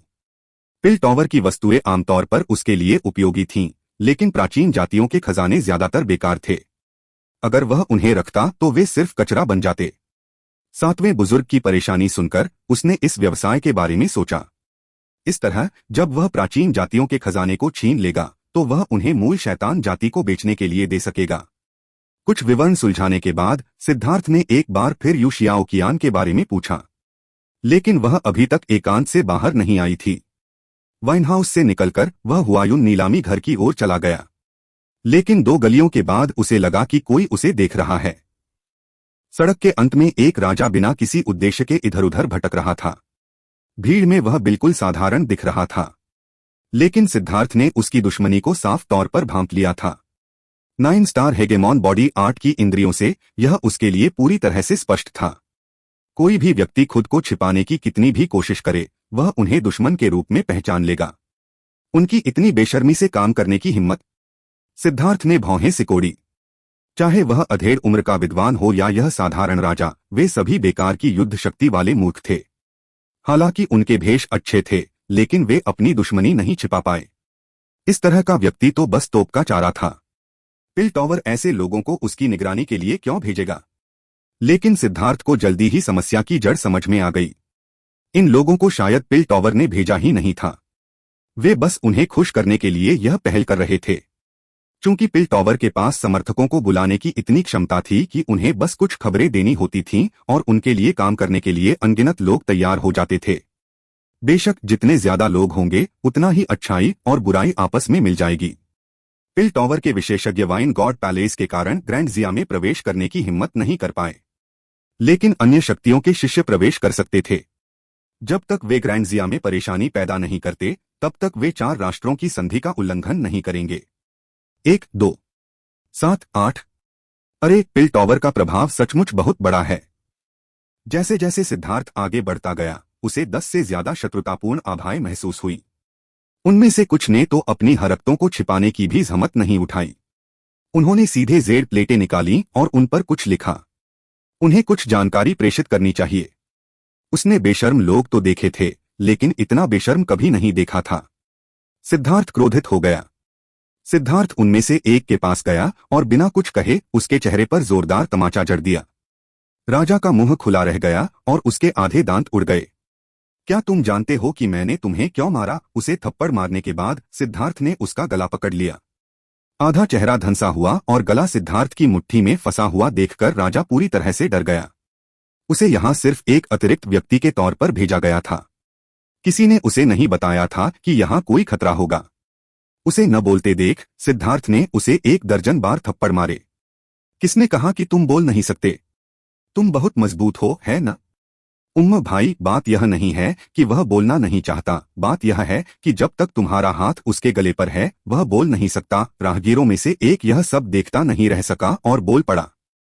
ओह, ऐसा लगता है कि यह सच है। सिद्धार्थ ने माफी मांगते हुए उस व्यक्ति को जाने दिया। जैसे ही वह व्यक्ति मुक्त हुआ वह क्रोधित होकर बोला, तुमने मुझे क्यों पीटा? लेकिन उसने अभी कुछ कहा ही था कि सिद्धार्थ ने एक बार फिर उसके चेहरे पर कई थप्पड़ जड़ दिए। अगर मुझे पता होता तो मैं तुमसे क्यों पूछता। इस राजा की साधना का आधार बिल्कुल साधारण था और वह सिद्धार्थ के मुकाबले में भी नहीं था। वह उसकी मुट्ठी में फंसे मुर्गे की तरह था जो वापस लड़ने में भी असमर्थ था। इस समय जिस व्यक्ति ने उसे सलाह दी थी उसे एहसास हुआ कि कुछ गड़बड़ है। उसने देखा कि अचानक बहुत से लोग दूर चले गए। भाड़ में जाओ। ठीक इसी समय भीड़ में से किसी ने सिद्धार्थ पर हमला किया, उसे काबू में करने की कोशिश की। नतीजतन सिद्धार्थ ने एक जोरदार लात मारी जो सीधे उसकी जांघ पर लगी, जिससे वह उड़ गया। जहां तक राजा का सवाल है, जो लगभग बेहोश था, उसने उसे फेंक दिया ताकि वह दूसरे से टकरा जाए। वे एक इमारत से टकराए और उस इमारत का गठन सक्रिय हो गया, जिससे वे वापस उछले और खून की खांसी हुई। मुझ पर जासूसी करने वाले बेवकूफों, तुम्हें थोड़ा पीछे हट जाना चाहिए। अभी मेरा मूड ठीक नहीं है। अगर तुमने मुझे गुस्सा दिलाया तो मुझे दोष मत देना, जब मैं कुछ कहे बिना ही तुम्हें मार डालूंगा। सिद्धार्थ की नजर भीड़ पर घूम गई। सिद्धार्थ सच में बहुत गुस्से में था। अगर उन्हें उस पर जासूसी करनी भी थी तो उन्हें दूर से ही ऐसा करना चाहिए था। उन्हें इतना बेशर्म देखकर कि वे उसे इतने करीब से देख रहे हैं, उसका गुस्सा और बढ़ गया। यह बहुत दूर की बात थी। वे उसे नीची निगाह से देख रहे थे। कमीने, हम तो बस ग्रैंड जिया में कुछ सैरसपाटा करने आए थे। तुम जो कह रहे हो कि हम तुम पर जासूसी कर रहे हैं, उसके लिए तुम्हारे पास क्या सबूत है? राजाओं में से एक ने खड़े होकर क्रोध में सिद्धार्थ की ओर इशारा किया। परिणामस्वरूप एक रक्तरंग की रोशनी चमक उठी और वह खूनी धुंध में फट गया। बहुत शांतिपूर्ण जीवन जीने की वजह से तुम सच में मूर्ख बन गए हो। मैं कोई जज या बेलिफ नहीं हूं। मैं तुम्हारे साथ सबूतों का खेल नहीं खेलने जा रहा हूं। अगर तुम मेरा अनुसरण करना चाहते हो तो ठीक है, लेकिन याद रखना, मेरा स्वभाव अच्छा नहीं है। मैं दूसरों से तर्क करने के लिए अपने हाथ में ब्लेड का इस्तेमाल करना पसंद करता हूं, सिद्धार्थ ने ठंडे स्वर में कहा। अत्याचारी, क्या ग्रैंड जिया यही बन गया है? एक और राजा सामने आया, लेकिन उसके शब्द बीच में ही रुक गए क्योंकि वही रक्तरंग की रोशनी चमक उठी, जिससे वह भी रक्तिम धुंध में बदल गया। हर कोई चौंक गया। सिद्धार्थ का पहला हमला इतना अचानक हुआ था कि वे देख नहीं पाए, लेकिन उन्होंने दूसरा वार देखा था। उस कृपाण ने उस व्यक्ति के पीछे हटने के सभी रास्ते तुरंत बंद कर दिए और उसे रोकने के लिए युद्धक हथियार निकालने के बावजूद वह राजा फिर भी मारा गया। उसका हथियार टूट गया। यदि तुम मरना चाहते हो तो आगे बढ़ो और मेरे पीछे आओ। सिद्धार्थ मुड़ा और चला गया, लेकिन वह अभी दो ही रास्ते चला था कि उसकी आकृति गायब हो गई। ठीक इसी समय भीड़ में एक और व्यक्ति तेजी से भाग गया। मैंने कहा कि जो लोग मरना चाहते हैं वे मेरे पीछे आ सकते हैं। लगता है तुम सच में मरना चाहते हो, इसलिए मैं तुम्हें निराश नहीं करूंगा। सिद्धार्थ ने एक मुक्का मारा। उस व्यक्ति को अपनी आभा छोड़ने का भी समय नहीं मिला। उसने जल्दी से एक बड़ी ढाल निकाली, लेकिन जिस बात ने सबको चौंका दिया वह यह थी कि सिद्धार्थ की मुट्ठी ढाल को चीरती हुई उस व्यक्ति को टुकड़े टुकड़े कर देती है। इस किंग आइटम ढाल का कोई असर नहीं हुआ। ढाल जमीन पर गिरी और ऐसा लगा मानो उनके दिलों में बिजली गिर गई हो। वे ठंडे पसीने से लथपथ हो गए। फिर सिद्धार्थ की तरफ देखते हुए उन्होंने देखा कि वह पहले ही चला गया था। इस समय सभी धीरे धीरे किंग आइटम शील्ड के पास पहुंचे। जब उन्होंने इसे स्पष्ट रूप से देखा तो वे एक ठंडी सांस में सांस ले पाए। किंग आइटम दरारों से ढका हुआ था। यह टूटने से बस थोड़ा दूर था। उसने नंगे हाथों से किंग का सामान तोड़ दिया। कितना भयानक भौतिक शरीर है, आसपास के लोगों के रोंगटे खड़े हो गए। यह बहुत भयावह था। एक भौतिक शरीर इतना भयानक कैसे हो सकता है? उनमें वे लोग भी थे जिन्हें उनके संप्रदायों ने सिद्धार्थ पर नजर रखने के लिए भेजा था। उनके दिलों में डर का एक झोंका आया। जब उन्हें यह मिशन दिया गया था तब उन्हें नहीं बताया गया था कि सिद्धार्थ कितना खतरनाक है। उन्होंने सोचा था कि वे सिर्फ एक तुच्छ फाउंडेशन फोर्जिंग शिष्य पर जासूसी कर रहे हैं और इसे कोई आसान काम समझ रहे थे। लेकिन अब वे सभी जानते थे कि वे इस बारे में बहुत सरलता से सोच रहे थे। सिद्धार्थ पर जासूसी करना बहुत खतरनाक था। वह व्यावहारिक रूप से एक शैतान सितारा था। तुम्हें पता है, मुझे अचानक कुछ समझ आ गई है और मुझे एकांत में जाना होगा। उनमें से एक ने अपना सिर हिलाया और भागने से पहले एक अजीब सा बहाना बनाया। यह बहुत खतरनाक था। यह वैसा कुछ नहीं था जैसा उसने सुना था। बाकी लोग भी चले गए। उनके संप्रदाय पिल टॉवर की चापलूसी करना चाहते थे, लेकिन सच तो यह है कि पिल टॉवर को उनकी परवाह नहीं थी। वे चाहे जो भी करें, उन्हें वास्तव में तिरस्कृत किया जाता था। वे शायद किसी एहसान को पाने के लिए ही ऐसा कर रहे थे, लेकिन यह एहसान पाना इतना आसान नहीं था। सिद्धार्थ ने उन्हें अनदेखा कर दिया। वह सीधे हुआयून नीलामी घर में चला गया। जब बॉस उससे मिलने आया तो सिद्धार्थ ने उसे एक फोटोग्राफिक जेड दिया। सिद्धार्थ पूरे 2 घंटे तक हुआयून नीलामी घर में रुका। वह तभी वहां से निकला जब उसे यकीन हो गया कि उसने अपनी सारी मंशा साफ साफ बता दी है। सिद्धार्थ जानता था कि पूरा ग्रैंड जिया पिल टॉवर की निगरानी में था। कुछ परिवहन संरचनाएं निश्चित रूप से उनके नियंत्रण में थीं, और जैसे ही वह वहां से निकलेगा उसे भयानक विशेषज्ञ मिलेंगे जो उसका इंतजार कर रहे होंगे। भले ही वह परिवहन संरचनाओं का उपयोग न करता हो, पिल टॉवर के पास अपना काम करने के लिए अनगिनत कुत्ते थे। उनकी नाकाबंदी से बाहर निकलना बेहद असंभव था। एक बार जब वह हुआयून नीलामी घर से बाहर निकला तो उसने पाया कि उन शौकिया मूर्खों की संख्या काफी कम हो गई थी। एक सामने वाले चायखाने में और एक गली में। हाँ, और एक और भी दूर की जगह पर है। यह बहुत ज्यादा शांतिपूर्ण है, सिद्धार्थ ने हल्के से मुस्कुराया। ऐसा लग रहा था कि उसकी धमकी काफी कारगर रही थी। वे लोग बहुत ज्यादा परेशान करने वाले थे। उनका इतना बेशर्म होना और उसके साथ ऐसा व्यवहार करना मानो वह शिकार हो, असहनीय था। सिद्धार्थ वाइन गॉड पैलेस गया। रास्ते में उसे ग्रैंड जिया शहर में अनगिनत विशेषज्ञों की मौजूदगी का एहसास हुआ। व्यावहारिक रूप से हर जगह एक विशेषज्ञ की निगरानी में थी। यह स्पष्ट था कि पिल टॉवर पहले से ही पूरे ग्रैंड जिया शहर पर नजर रख रहा था। लेकिन ये लोग तय जगहों पर थे। वे खा रहे थे, पी रहे थे, या बस किसी कोने में बैठे थे। उन्होंने सिद्धार्थ का पीछा करने की हिम्मत नहीं की। सिद्धार्थ ने इन लोगों को नजरअंदाज कर दिया। जब तक उनमें से कोई भी उसके पीछे मक्खी की तरह चलने की हिम्मत नहीं करता, तब तक वह उन्हें मारने की जहमत नहीं उठाता। मदिरा देवता के महल में प्रवेश करते हुए सबसे पहले उसे मदिरा देवता के चित्र पर धूप चढ़ाना चाहिए था। लेकिन इस बार स्वागतकर्ता ने उसे कोई धूप नहीं दी और उसे सीधे प्रवेश करने की अनुमति दे दी। एक बार जब वह वाइन गॉड पैलेस के अंदर था तो जैसे ही वह शांत भूमि से गुजरा उसने महसूस किया कि उसकी चिंताएं उसके दिल से गिर गई हैं। चाहे बाहरी दुनिया कितनी भी अराजक और खूनी क्यों न हो, वाइन गॉड पैलेस अभी भी एक वंडरलैंड की तरह महसूस होता है, एक शुद्ध भूमि जो नश्वर दुनिया की परेशानियों से अछूती है। पहाड़ और दृश्य अभी भी वैसे ही थे, लेकिन उसे एक भी व्यक्ति दिखाई नहीं दिया। वह महायाजक के महल के द्वार के सामने पहुंचा और अपना मुंह खोलने ही वाला था कि महायाजक की मधुर आवाज गूंजी, प्रवेश करना। महल में चलते हुए उसने देखा कि महायाजक कमल की मुद्रा में बैठा है और उसके चेहरे पर हल्की मुस्कान है। वह किसी किसान की तरह नहीं दिख रहा था। वह एक संतुष्ट और दयालु बुजुर्ग की तरह लग रहा था। आओ और बैठो, मेरे नए उत्पाद का स्वाद लो। उच्च पुजारी ने मेज पर 2 छोटे शराब के कटोरे रखे। उन्होंने सिद्धार्थ के लिए एक जार से शराब का एक कटोरा निकाला। शराब अंबर रंग की थी और शहद की तरह चिपचिपी थी। इसकी खुशबू बहुत ही बढ़िया थी और इसे देखकर सिद्धार्थ एकदम चौंक गया। इस शराब में वास्तव में अनगिनत रून बह रहे थे, जैसे रात के आसमान में तारे बह रहे हों। महायाजक, आप सफल हुए, सिद्धार्थ चिल्लाया।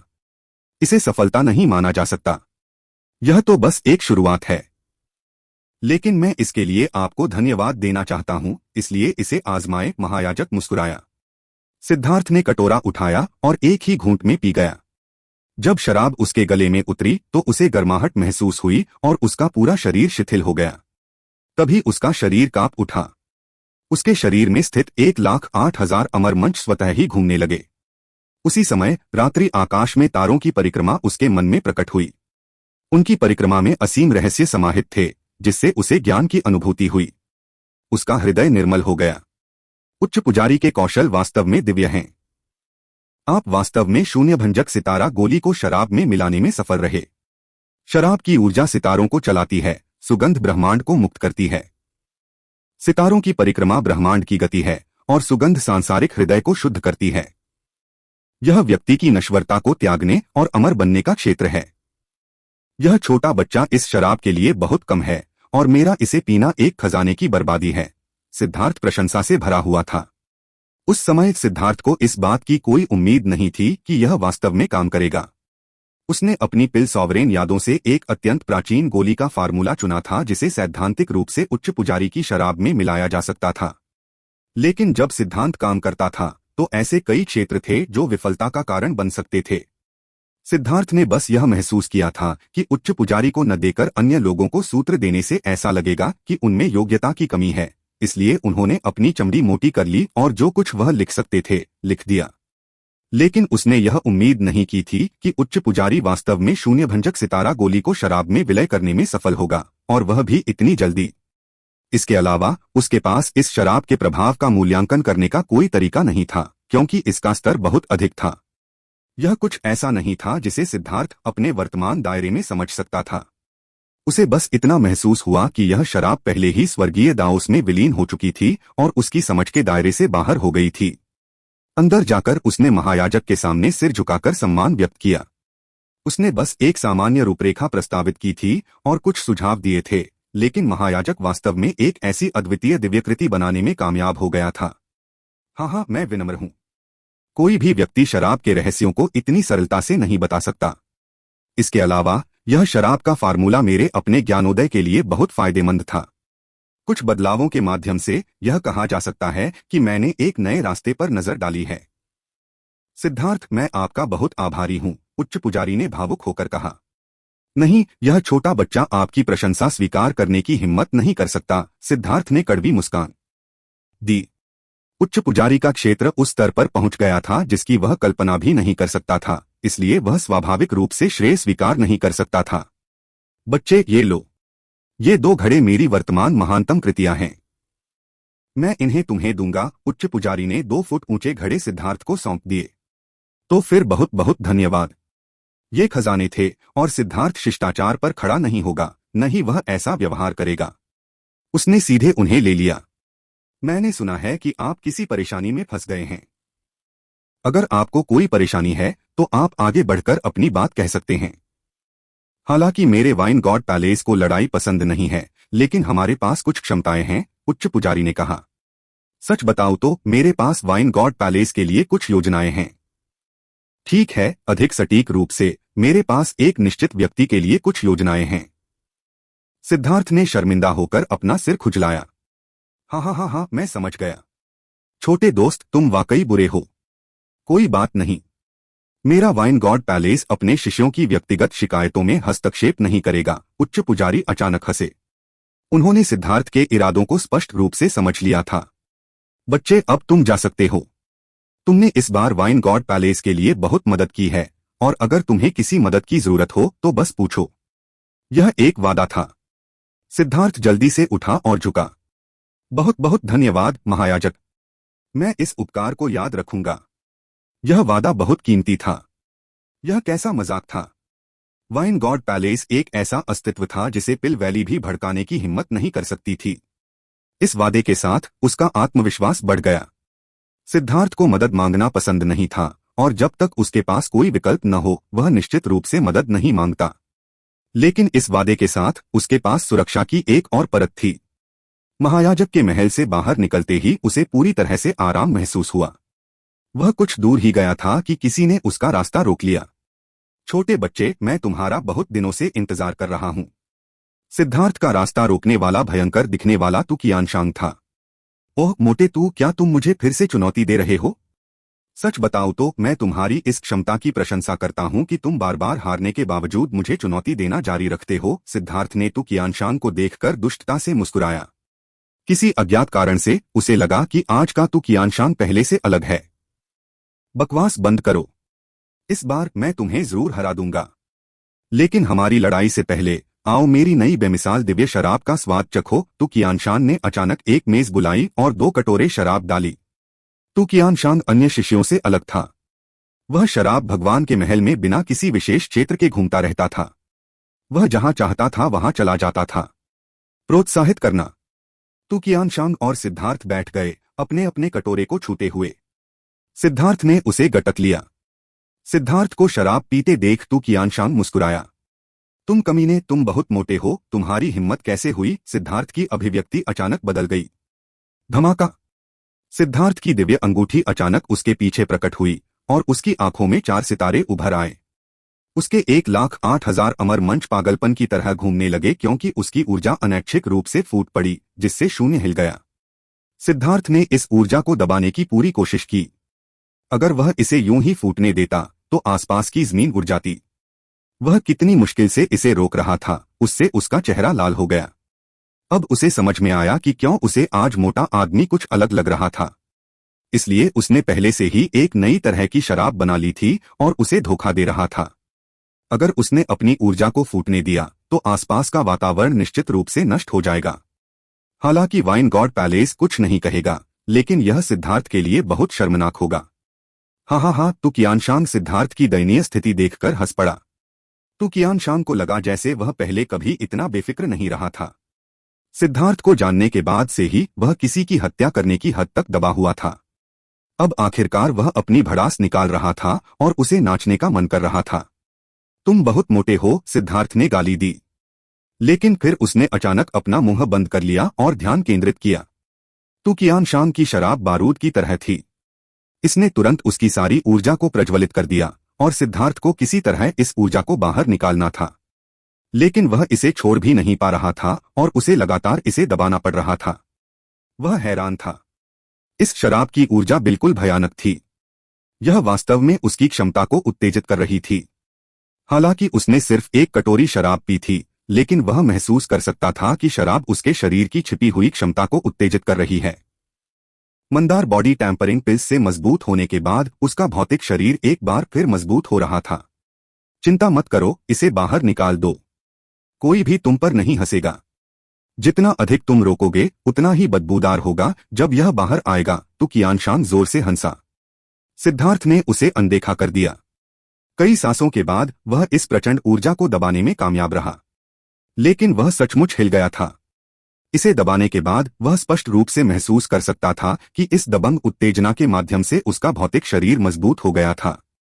तुम मोटे हो, तुमने मुझे इस तरह ठगने की हिम्मत की। सिद्धार्थ ने तो कियानशांग को घूर कर देखा, जो उस समय मुस्कुरा रहा था। हे, इतना छोटा मत बनो। एक आदमी को उदार होना चाहिए। तो कियानशांग ने सिद्धार्थ के कंधे को थपथपाया, लेकिन उस मुस्कान ने सिद्धार्थ को उसे थप्पड़ मारने के लिए मजबूर कर दिया। यह शराब खराब नहीं है। तुम्हारे पास जितनी है मुझे दे दो। सिद्धार्थ ने शराब का जग थपथपाया।